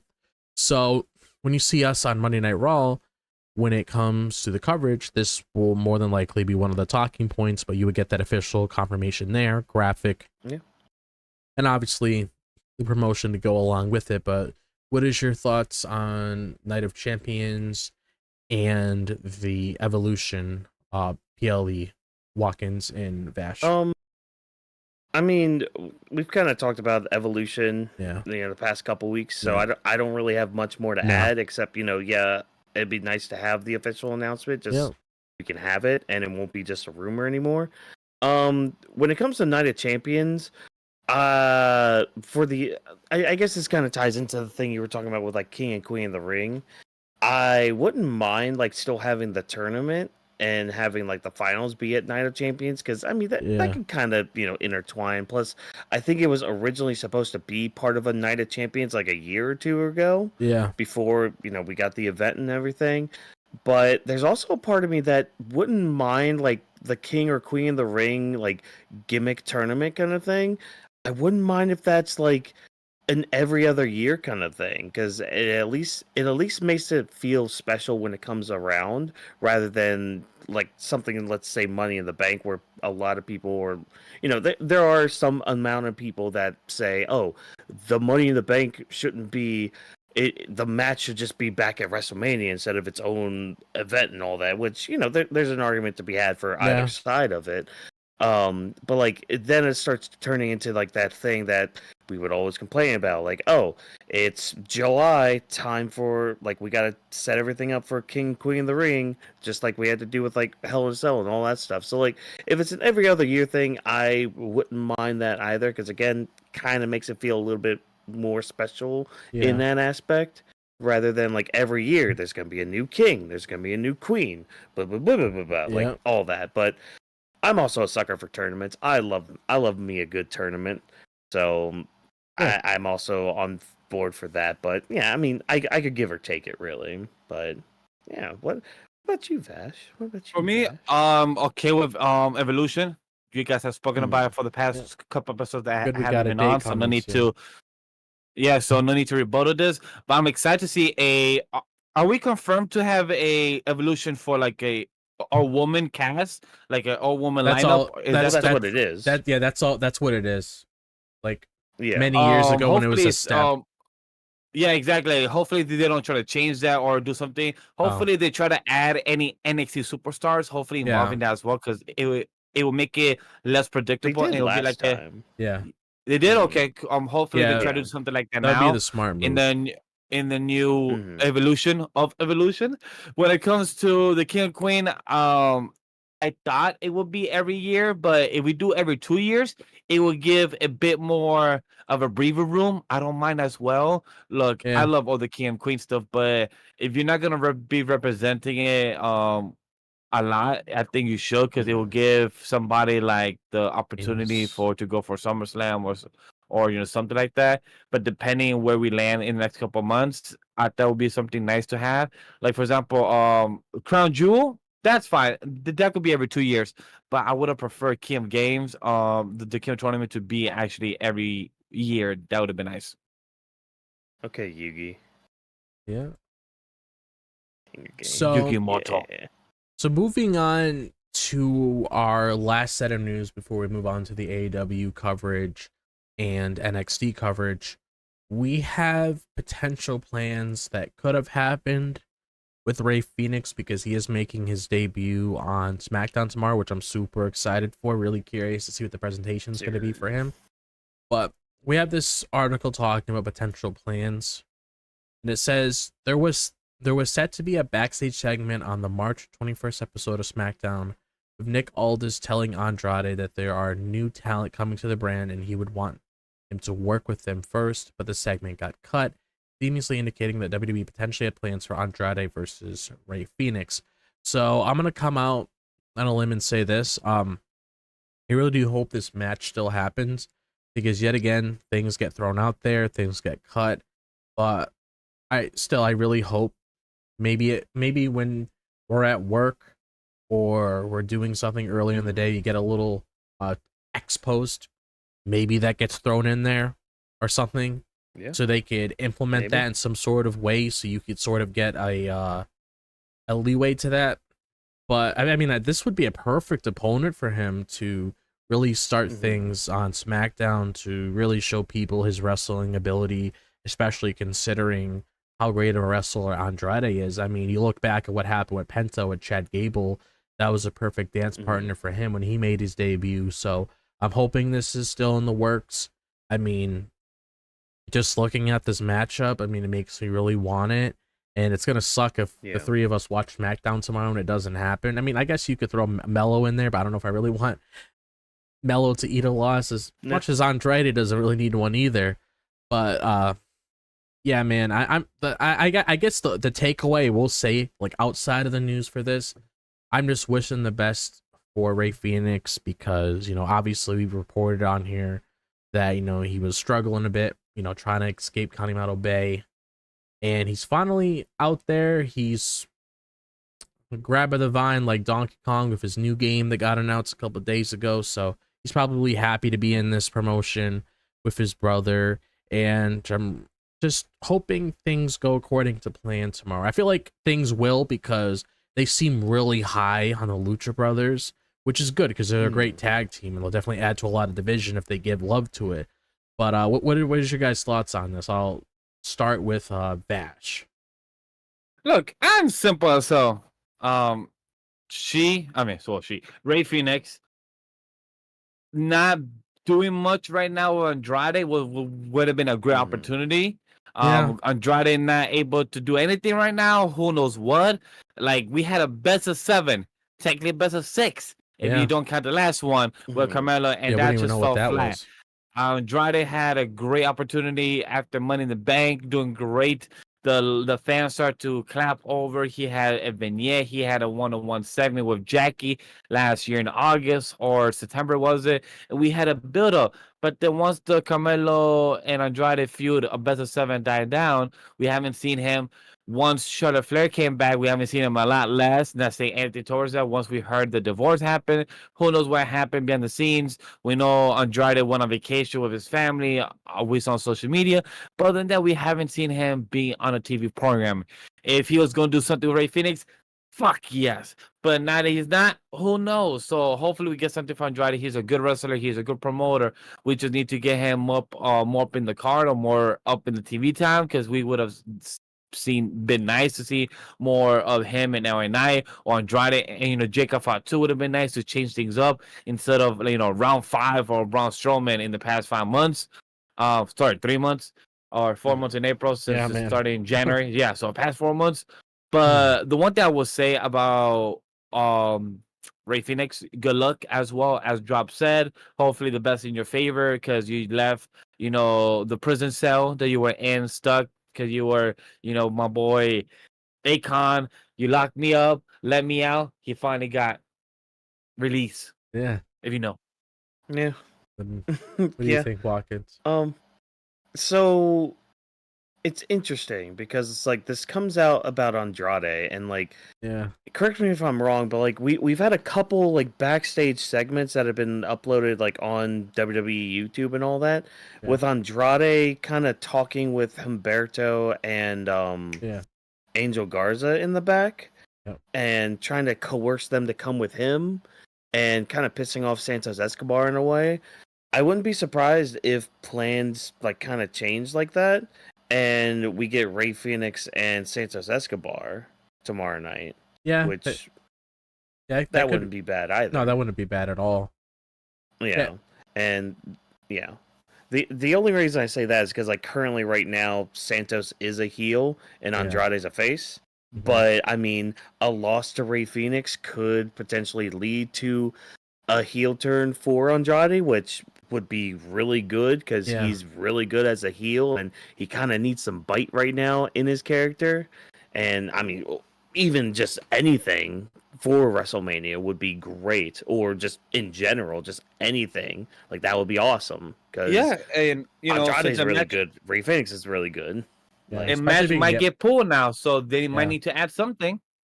Especially when you have like Andrade get more aggressive too. That's where he really shines. Yep. As a heel when it comes Exactly. to a lot of the things he could pull off in the ring. So I want to be against that. Like, yeah, this could be pulled for now, but definitely a future program. If you want to give him like his first real feud, once you get through a couple other people first, I wouldn't be against this at all because you don't always have to have like some sort of title in line for something. I mean, we saw a great feud with Cody and Seth when Cody first returned to the company when it came to their matches. So I wouldn't be opposed to this being set at a later date.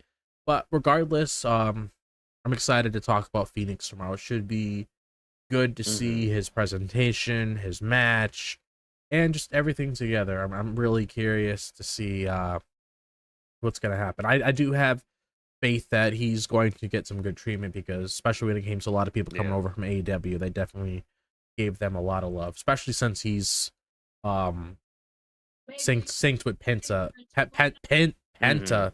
You know things are going to be good. But oh yeah. But now we are going to move over to our turnbuckle tidbits, which is essentially where we talk about NXT and AEW when it comes to the good, the bad, and the mediocre at best. And I'm going to pass the mic to Watkins so he could talk about what transpired on Dynamite this week. Oh my gosh, what I could stay awake for Dynamite this week. It was a boring show especially for your go home Dynamite for Dynasty.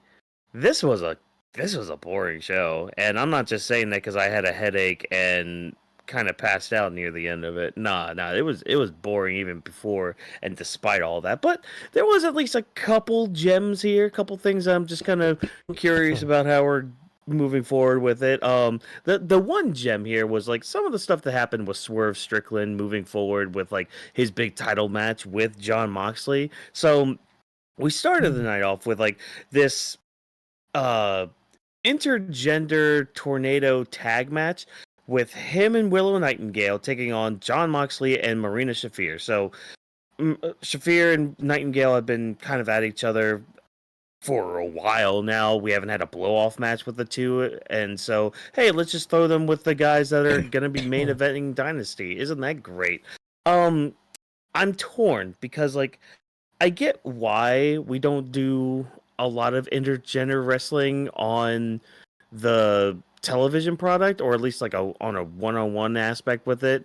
But like if you're having a tag team match like this, and you're still going to have like both members of the team attack the male of the team, but not do anything with the female, or like, let's say, because there was a couple times where like Swerve was down, Moxley wasn't doing anything to Swerve. He was just like walking around the ring. He'll grab like Willow Nightingale by the back of the hair and like pull her like, oh, he's going to do something. But then in would come Swerve really quickly. But like most of the other time, he's just kind of standing there, just letting Marina do whatever she wants and all that. And there are a few sloppy moments. I'm sure some of you have been seeing a clip go around Yeah, of Marina trying to get there's that Willow rope up spot. for a power bomb.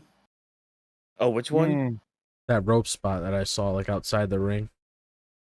Yeah, that's the one I'm talking about. Where like Marina was trying to get Willow up and into a power bomb onto a table outside of the ring, and it's like, it just was not good and all that. But the match ends when Swerve tries to go for a house call on John Moxley, and Marina pushes him out of the way. Nice timing on that too, where like she pushes him out of the way just in time to get hit with that move by Swerve. So really good timing on that aspect. And then Moxley eats a pounce from Willow. She hits her finisher on Marina. 1, 2, 3. The faces win. Everybody's happy. And then in comes John Moxley hitting a Dirty Deeds-esque double underarm DDT onto Willow, which just like completely knocks her out. Which at first I'm just like, wait, so now we're making the ladies seem very much weaker than the men. But then I remembered, oh wait, Willow has had a lot of issues in the past with like her neck and all that they have gone on commentary saying, okay, yeah, this is why she's down. I'm like, okay, you know what? Fine, fair enough. We're doing a somewhat injury angle with this. And this in turn makes Swerve very pissed because like he was already kind of worried that Willow was involving herself around him and Mox, just knowing how those two can get in a match. And so like he gives her flowers in that aspect, but like he vows to get Moxley tonight. So, okay, cool. We're going to possibly get more of a brawl with those two leading up to their Dynasty match. Cool, awesome, fantastic. But, like, we cut to, like, the end of the night now. And we have Swerve backstage. He's kind of having this argument with Prince Nana. I'm assuming Nana's just trying to, like, pull him back from all of this to, you know, keep him safe before Dynasty, before his world title match, which, okay, cool. We're pushing the story of Prince Nana, like trying to keep Swerve focused on getting the title rather than doing all this crazy shit to really hurt himself before a title match.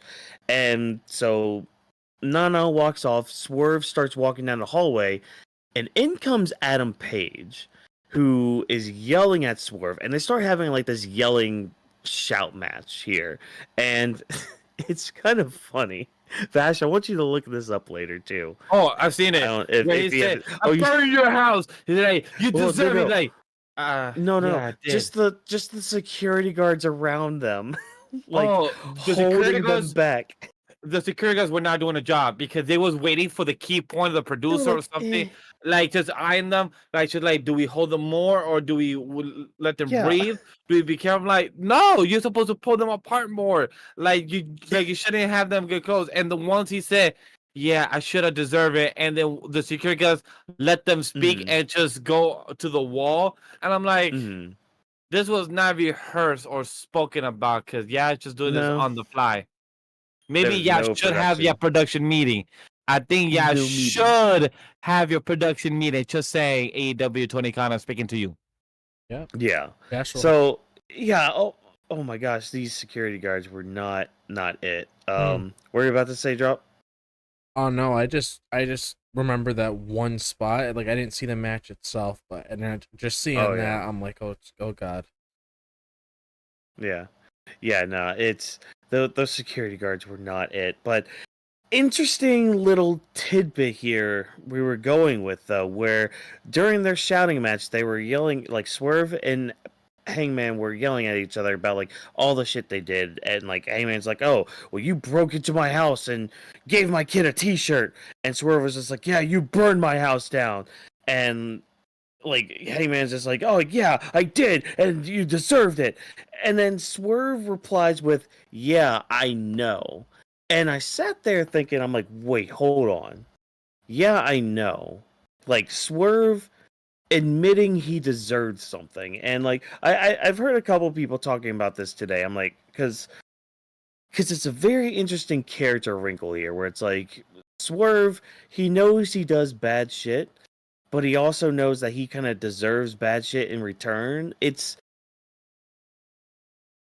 a part of me wants to think it's a deep character thing, but like I also don't know if I don't know how to really take it, I guess, is my thing. Because like I think once I know where Hangman's like story goes, I'll know more about like the Swerve part of it. Because like Swerve's aspect with it is also just it's very intriguing. Because again, like he's this guy who says he's the most dangerous person in AEW, and yet he's also like admitting his own faults and saying that yeah, I do deserve to have bad shit happen to me when I do bad shit. Like it's intriguing at least. I'm like, okay, what are we doing here with this? It's at least got me thinking positively about AEW instead of like in a negative aspect of like, oh, well, what the fuck are we doing?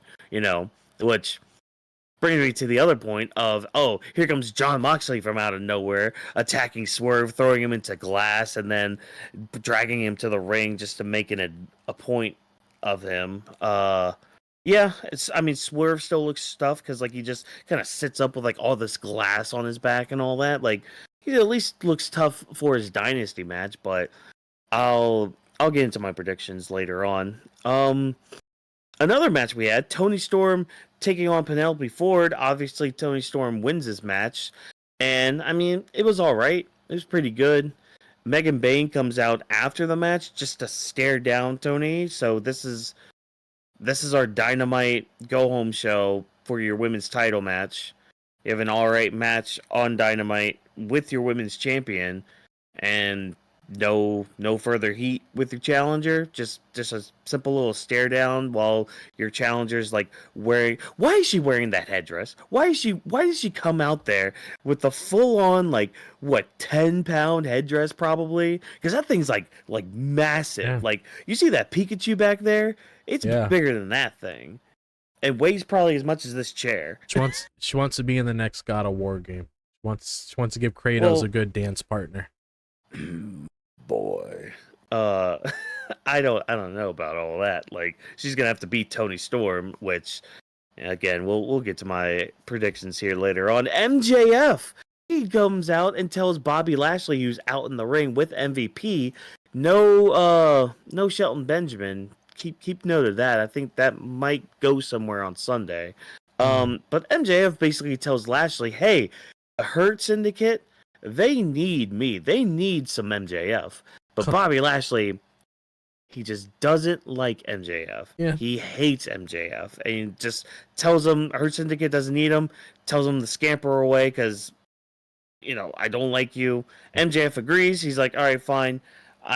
This place stinks anyways. I don't want to be out here. Interesting thing to note here, too, from like MJF's little spiel when he came out.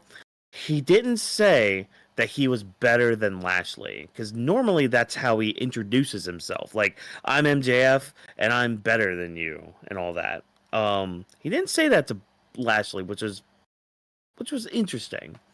I have a feeling MJF might get involved somehow on Sunday's title match, which, okay, cool. We'll push that story, I guess. Something for MJF to do. It's got me intrigued, at least, because at least Bobby Lashley and Shelton Benjamin and MVP, at least their forces in AEW, like, at least they're professionals. I'll throw that word out, because it's kind of hard to find professionals nowadays in anything you do. But they're now new challengers at the end of this squash match come out. Brian Keith and Big Bill come out for a squash match. They win, and then they challenge the tag champions for a match at Dynasty on Sunday. I know, right? Like, they win one match on Collision, and then a squash match. The one thing I will say about this, just to throw something in there that I've seen other people talk about that I could realistically see happen of MJF, knowing his character. So when it comes to his direction with the Hurt Syndicate, I don't really see him joining them. I see it more of a thing where he's gonna use them to get to that position that he once was at before, because he even stated, I recall, when he cut a promo that, you know, he's learned from like trusting people when it came to forming that friendship that he had with Adam Cole and everything that transpired there. So it could just be him following those rules that he applied to himself and just helping them out, you know, getting on their good side. And then obviously when the time comes, he'll reveal, like, once he gains all these things that he wants, says, yeah, I used you guys to get here. So that's something I definitely see going down with the story of MJF. Oh, same here, because he's a sneaky little snake, or at least he tries to be a sneaky little snake. But he's also a slime ball, and yeah, he's definitely gonna be using the Hurt Business if he joins them and all that. Yep. We'll have to see how all that plays out. Will Ospreay and his opponent for Dynasty in the first round of the Owen Hart tournament, him and Kevin Knight defeat Blake Christian and Lee Johnson. If you remember Blake Christian, he's the one that had the glorified squash match against Kenny Omega last week. Cool, neat. We're having him on Dynamite. Match was competitive, at least.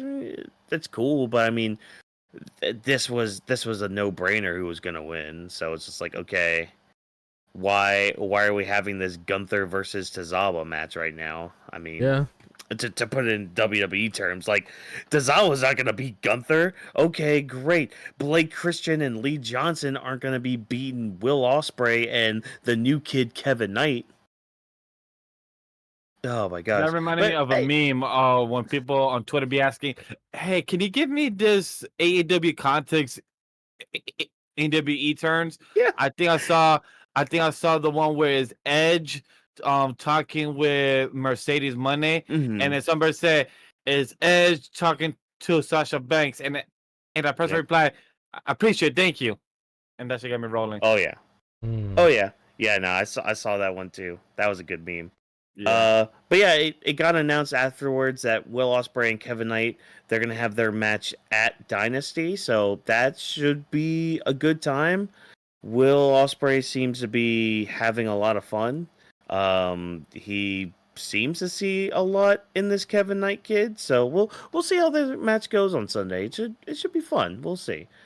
We had a quick segment in the back with the Ops. That's Samoa Joe, Hook, and Shibata. Yeah, Shibata. They're in the back, and they kind of Samoa Joe takes some time to just kind of explain why he created this group and why he had these guys come up with them. Basically, he saw the landscape of AEW change, the war zones, like, you know, people are starting to team up a little bit more, and he's like, okay, well, you know what? I can't just stay the same. I need to change a little bit here too. So, you know, since the game's changed, we've changed, we're joining up, and we're going to be taking a close look on everyone at Dynasty, which that's probably going to be mainly I'm looking at mainly the trios titles when he's saying that. I think they might be going for whoever wins the trio championships on Sunday, which I have a feeling it will be a retention there, but you know, we'll get to that here in just a second, because speaking of those trios titles, we had a singles match here between Cope and Claudio Castagnoli. And now, before I get into the match, earlier in the night, we had Dax Harwood come out. Well, he didn't come out to the ring. He was backstage. Him and, not Wheeler Yuta, Cash Wheeler. Oh my gosh. So, there's so many like similar names on AEW. You get kind of confused a little bit, but basically Dax on Saturday's Collision this past Saturday, he attacked a referee and he was fined $10,000. So he decided that he was going to pay the $10,000 to the referee on camera and apologize to him. So it's like, okay, cool, neat, you know, take his wife out to a nice dinner. Fantastic. And there's still take out $10,000. Did they actually take out $10,000 to show in the ring? No. It was just a piece of paper, little piece of paper that looked like a check. Okay. Whenever you hear of a fine in wrestling, like on a wrestling show, it's not a real fine. No. I know. I was hoping that there would be like a suitcase. For any that don't know, in TV or movies, whenever you see fake dollar bills, if you ever zoom in, usually the camera work or the editors behind the scenes are supposed to make it blurry or not show. But sometimes it's easy to tell that if you like $100 bill, it will actually say this money is not real, it's only part of the TV representation, something like that in between the line. So I was hoping that if they did actually take out $10, where they can actually have a suitcase of fake money, like stacks of fake money, it will always be funny. Yeah. Nah, oh, that would have been great if it was like pictures of just Dax on there, or it would be Exactly. pictures of Tony Khan. Let's be real here. Exactly. Like, Spend the money of billionaire childs or mhm. kids. Yeah, or just wire transfer. That like the kids do these days anymore. But yeah, there's still a bit of tension between like FTR and a little bit between Dax and Copeland going into their trios title match on Sunday. So whether or not they win the titles, we'll have to wait and see where that story goes. But to kind of finish off the night in our main event match, Adam Copeland defeated Claudio Castagnoli by hitting him in the dick and hitting him with a spear. The match itself was pretty good, but again, this is AEW Adam Copeland we're talking about, and he is not going to be eating any pinfall losses anytime soon, especially clean. And yeah, he went over Claudio, which these two do have some good chemistry. They do. But again, Adam Copeland's got to go over. He goes over. Great, awesome, fantastic. The only reason he got away with hitting him in the dick was because Claudio went out to the ring and was just like, I'm done with this bullshit. I can't beat you with a giant European uppercut and my finisher. So, okay, great. I'm done with the match. I'm going to hit you with these two chairs. And referee was just distracted by that. Cool, neat, awesome. I'm just surprised, like, kind of going back to like the post-match beatdown with like Swerve at the end of the night. I'm kind of surprised like Adam Copeland and FTR didn't come out to do anything against their opponents. Like they just did nothing at all. They didn't try to help Swerve. They didn't try to like beat up their opponents for Dynasty. Like I just felt that was weird. Like, yeah, I know they're not aligned with Swerve, but I mean, you're also against the Death Riders. I don't know. I don't know why they didn't do anything with it. And I mean, that was Dynamite. Like the most I had to say was about the Swerve shit. Everything else was just like, yeah, it happened. It was a very, very boring episode of Dynamite, and especially one that was supposed to be your go home show for your big pay-per-view on Sunday. Nah, this was not it. This was not it at all. But I'm gonna run down my Dynasty predictions really quick, just to kind of get them out there for everybody. I do have Mercedes going over Julia Hart. I had mentioned that earlier when we talked about the bracket. I have Will Ospreay going over Knight. Just again, he's pretty much made to win this tournament. That's an early prediction. This next prediction is one I'd like to call "Prove Me Right." Prove me right. I dare you to prove me right. Because I have Jericho retaining the ROH title over Bandito. And because the kicker with this match is it's a mask versus title match. So if Bandito loses, he has to lose his mask. And the only reason I say I dare you to prove me right, I dare you, is because as much as it seems like, okay, that this just is screaming Jericho's going to lose the match, I don't trust AEW and I don't trust Jericho to actually lose this match. I don't trust them one iota to do any of that. I think they're going to just drop the ball with that.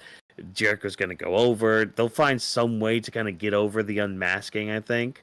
But it's just, this is just one of those ones. It's just like, I'm testing you right now. Again, I dare you to prove me right here. But yeah, on with the other ones. Adam Cole, I think he's going to win the TNT title over Daniel Garcia. Garcia's really not been doing anything with the title, it feels like. So just put it on Adam Cole. Have him do something. It'll be great. Hurt Syndicate, I think, are going to retain their titles. They're not going to be dropping those anytime soon. Death Riders, I think, are going to I have a retain their question. trios titles. No, but what? Damn. What you Okay. Fuck my question then. My question got? was, No, it's do you think so far, drop if you just want to chime in, not that we're in like 5 months, I believe, or 6 months of the Her Syndicate, or slightly almost, yeah, about 6 months. How do we feel about them in AW now? Like almost half a year in, they're so far doing well. Bobby, I feel like he made a good decision. He's being represented. Also, also Benjamin, MVP, they look like they're doing well. So that's one thing I'm proud. Like as a viewer who's a fan of all three and having been staying with EW, hearing your positive takes or hearing your at least your review aspect when it comes to AW Weekly, it's been at least refreshing just to know that they've been booked, they have TV time, and they have story time. So that's my positive aspect. So I want to ask you guys and also chat real quick before we get into our last topic of the night. Yeah. Go ahead, Drop. What do you think of the Hurt Syndicate so far in AEW? I think they're doing good. Like I think they're being Yeah. represented well when it comes to the sort of message they're trying to get across as a group within AEW. So I feel like they're definitely being set up for greater things down the line, especially when Cedric Alexander joins the group, which is pretty much they're on like a timer for that to really happen, which could very well feed into this MJF storyline when it comes to what transpires beyond that point leading up to that to really debut him there. But I think they're getting represented well. Yeah, no, I agree. I think they're doing pretty dang good in AEW right now. But yeah, I think them holding the tag titles right now, they're going to be holding those things for quite a while. So yeah, keep the gravy train rolling for a bit until a team comes by that can beat you. That I'm gonna be like, yes, you guys should beat the Hurt Syndicate. Do it right now. Pull the trigger.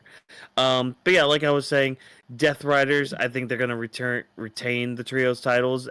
Rated FTR are just gonna implode a bit. Whether it's Dax taking the fall or Cash taking the fall, or something's gonna happen, I think, on Sunday, and they're gonna end up just not wanting Adam Copeland around anymore because I think they'll both turn on Copeland somehow and make some sort of sense with it. I think Toni Storm's going to retain her women's title. I don't see her dropping that anytime soon, and as much heat as Megan Bayne has, I just don't think she's ready for a title yet. No. I don't think she's ready for that. I think that's the main reason why she pinned Toni to begin with.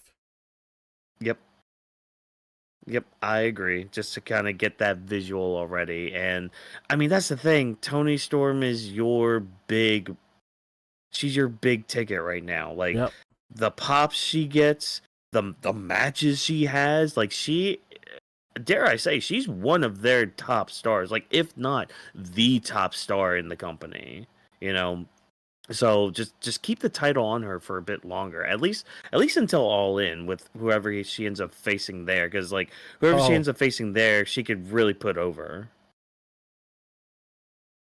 Unless it's Mercedes. If it's Mercedes, I am actively like super kicking a wall. Here's the thing: it's like there's definitely like other options out there, but it's something that's not here that I could realistically see, just given how the film's rolling right now. Oh yeah, and Omega's gonna retain his international title. We're gonna keep that train rolling for him and Okada at All In to merge those titles together. Good, great, fantastic. And Mox is gonna retain his AEW title. Why? Well, we got to keep this Death Rider story going. They're going to do it. Yeah. As much as Swerve should win that title, he's not going to win that title on Sunday. And it's going to pain all of us. We're going to all hate it. Yeah. And we're just going to have to deal with it. We'll see that discourse. But hey, what was that? We'll see that discourse when it happens. Oh, don't worry. You'll see it. You'll hear it. You'll hear it next week when I'm here being like, fucking Death Riders are still on top. Isn't that great? We still don't get to see the title. It's in a stupid ass briefcase. Yep. Awesome, fantastic. But that was Dynamite. That was basically AEW. Go ahead, drop. Let us know how great NXT was this week, because we had some good things happen. I know of. It has. It was. Yeah, so when it comes to NXT this week, things definitely headed down a new direction when it came to certain superstars. And I want to start off with how we opened up the show with Stephanie Vaquer, which is our current NXT Women's Champion. And the reason why I phrased it like that is because the show started off by us announcing that she's going to be vacating the NXT Women's North American Championship, setting up a big ladder match at Stand and Deliver to crown a new champion, which we do get 2 qualifying matches later on in the night that I'll talk about. And when it comes to Stephanie's case, she's going to be picking her own challenger for the event, which ended up sparking into some chaos with Jordynne Grace and Jada Parker, which they are going to have a match next week. And to give my thoughts on this, to really start off this NXT portion of the show, I'm not against it. Like, I understand why people are saying now, what was the point of the match if they were doing this? Well, looking at reports, I didn't include it on the show. Something did come up about Julia potentially having some sort of ankle injury. So that could be the reason why they put the title on her, because they probably didn't want to risk anything when it came to, you know, her having the title, as, you know, she was injured, getting whatever she needs to get done. But it's like, I understand people are saying, you know, why did it happen? And the big question here, they wanted to make history in NXT when it comes to the first woman, Stephanie Vaquer, being the one to hold the NXT Championship and the North American Championship. And I know there was some discourse around that when Mandy Rose gave her thoughts on that. And just going to come out and say it. You combined 2 titles into one.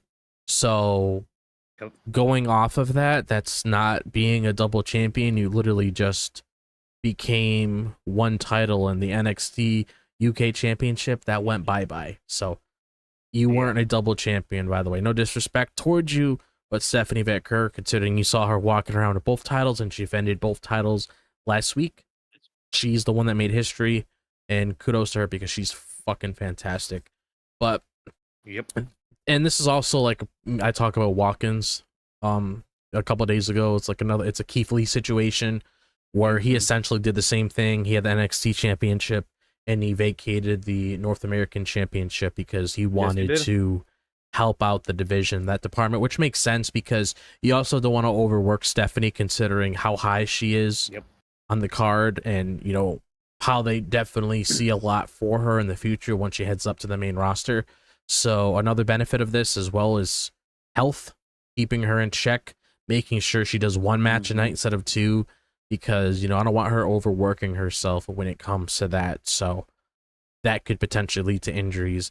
But yeah, it seems like, judging on what transpired there, because we don't know how long Julia's going to be out or whatever, because she is on the poster. So I'm going to wait and see how things play out leading into Stand and Deliver, because for all we know, something could come out and it could be something different, because there's a lot of back and forth of her current status, and we could very well get her and Stephanie at Stand and Deliver too, considering that she is advertised on there, and more than likely she'll come back as a heel to get her revenge, because she's 0-2 against Stephanie ever since they had their match in Stardom last year, and ever since they had their match at the Madison Square Garden show. So definitely getting a character change, which would benefit her because she is very brutal as a heel. I still remember that one interview segment she had in Japan where she was literally beating the person when she was like at the podium there.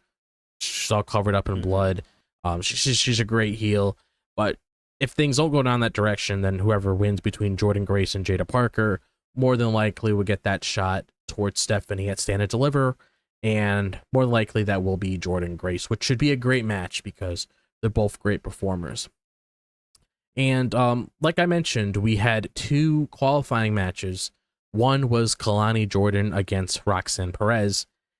And this was a really good match. Both of them tore it off. Roxanne's great, Kalani's great. So no surprise there. They definitely worked well together in this match. And Kalani is a part of this ladder match.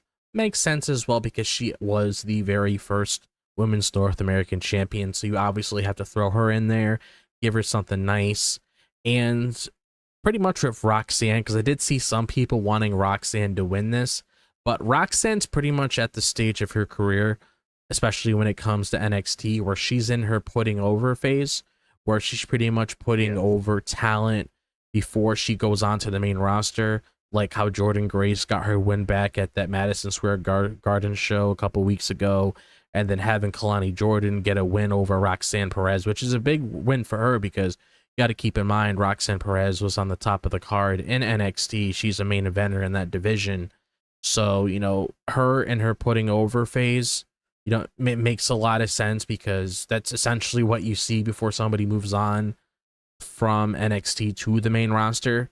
And there's also a story brewing that was teased within this year when it comes to the tension between her and Cora Jade, which I could definitely see taking place at Stand and Deliver before Roxanne puts her over, I would imagine. And then Roxanne would be one of those post-Mania calls up either on a Raw or a SmackDown. But again, congrats to Kalani for winning that. And we also had Ricky Starks make history by dethroning Shawn Spears to become the new NXT North American champion. And he hasn't been in NXT that long. He came in here around February 11th, literally the day after he was released from AEW. He showed up in the crowd, got a lot of people talking online, came back the following week, found out his name is Ricky Saints. People are split on that. He obviously gave meaning behind it because he is from New Orleans, which is essentially where WrestleMania is taking place next year. So hopefully he has a little moment over there. That'd be really nice if he does have some sort of thing going on there.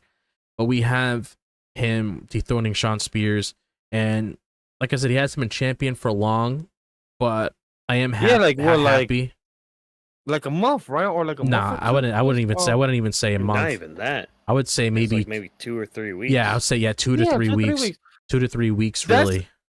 Look, I like that Ricky Saints got his first NXT title or first WWE title in general. That's something that was worth, and for him to only be here for about a month of Ricky Saints and then take the title away from Shawn Spears. I hope this doesn't put Shawn Spears in the back. Hopefully, he's been putting the work. He's been having an okay feud with Tony D'Angelo as well. But hopefully, it doesn't fall too flat that he gets lost in the shuffle, because right now, obviously, Ricky Saints is more popular, more of a pop, more bigger than other superstars there because a lot of people love him from AEW and where he is now. With Shawn Spears, he was more of the meme from back then that his name was Shawn Michaels with the super kick. So hopefully he doesn't get lost in the shuffle. That's my one thing that I feel bad for. Oh, I don't remember that. Unless you talk about Ty Dillinger. No, Shawn Spears was the same person that got the super kick from Shawn Michaels. Oh, you're talking about the Stan thing. Yeah, Stan thing. Yeah, correct. I just kicked Stan. Yeah, it was. Yeah, it was back when DX first got back together. Yeah, it was a backstage segment where. Yeah, that one. Yeah. Okay. But talk about the match itself. It was a wild match between both of the guys, as they seem to know each other very well. Also, since they worked in AEW together before. And the main thing that was really going on within this match itself is Spears was targeting Ricky Saints' back, which is, you know, a good method to have when you're having a match with someone to really aim for their weak spot so you have a better chance of really taking them out.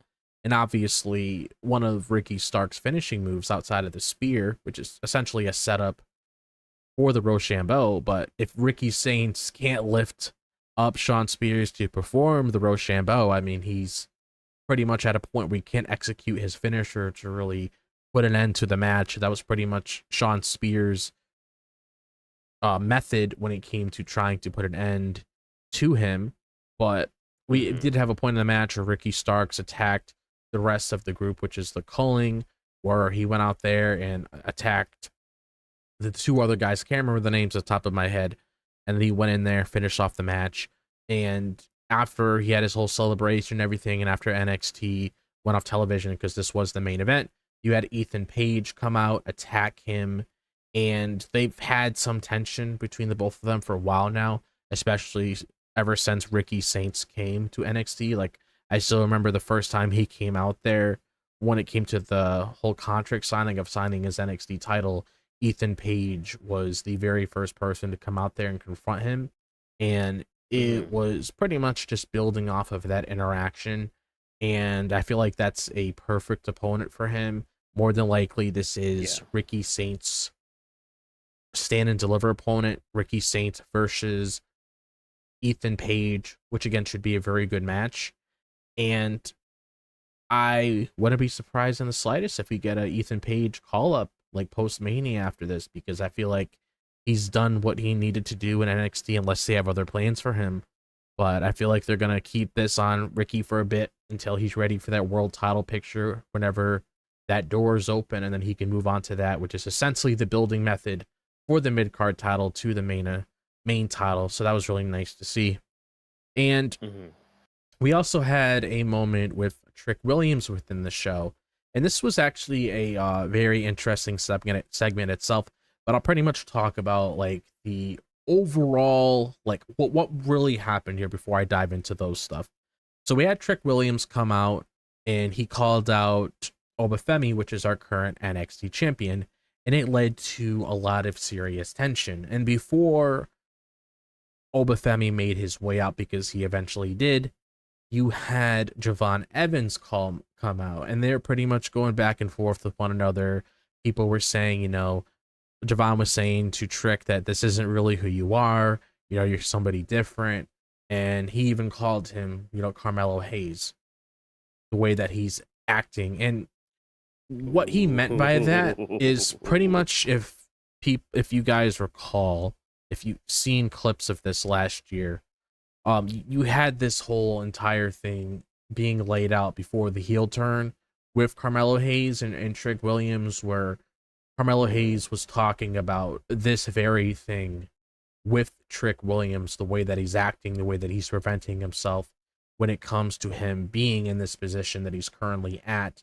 This is pretty much a reflection of that moment, which is why Javon brought it up, because of just the kind of person that Trick really is now. He's very hot-headed. He's, you know, causing a lot of shit when it comes to a lot of the people that he's interacting with. Like, he doesn't really come off as a Trick we saw before, where you have like the whoop that Trick thing. It doesn't really work in this sense anymore, because he's like a completely different person. He seems very calculated when it comes to how he wants things done. Like, if things don't go down that way, he'll get pissed off, and whoever gets in his face, he'll call him out on some stuff. And they had some good shots going towards one another. He was talking, which is essentially why Javon Evans shot back at him, because he was repeating what Melo said. You know, you don't know how it is to be champion, doing the media, doing this or that. That's why he called him Carmelo Hayes, and that's why they started butting heads. And that's when Obafemi came out. They intervened.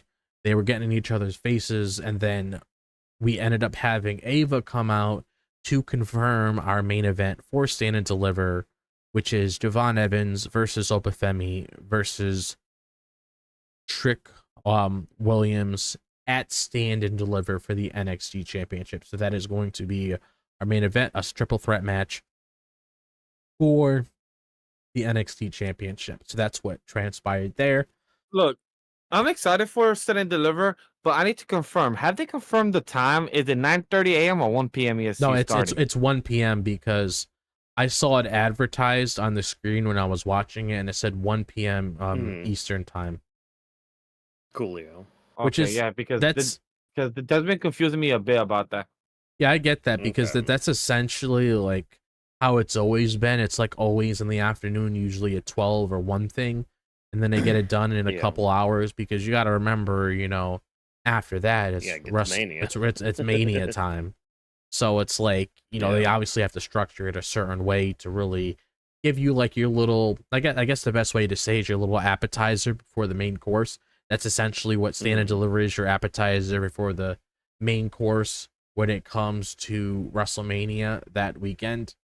And one of the best things about stand and deliver, you get a lot of matches like this that I'm talking about on top of those iconic NXT stand and deliver crowds where you see, oh my god, free agent signing, kind of like how they did with Julia last year when she was with William Regal before she obviously came into the company later in the year.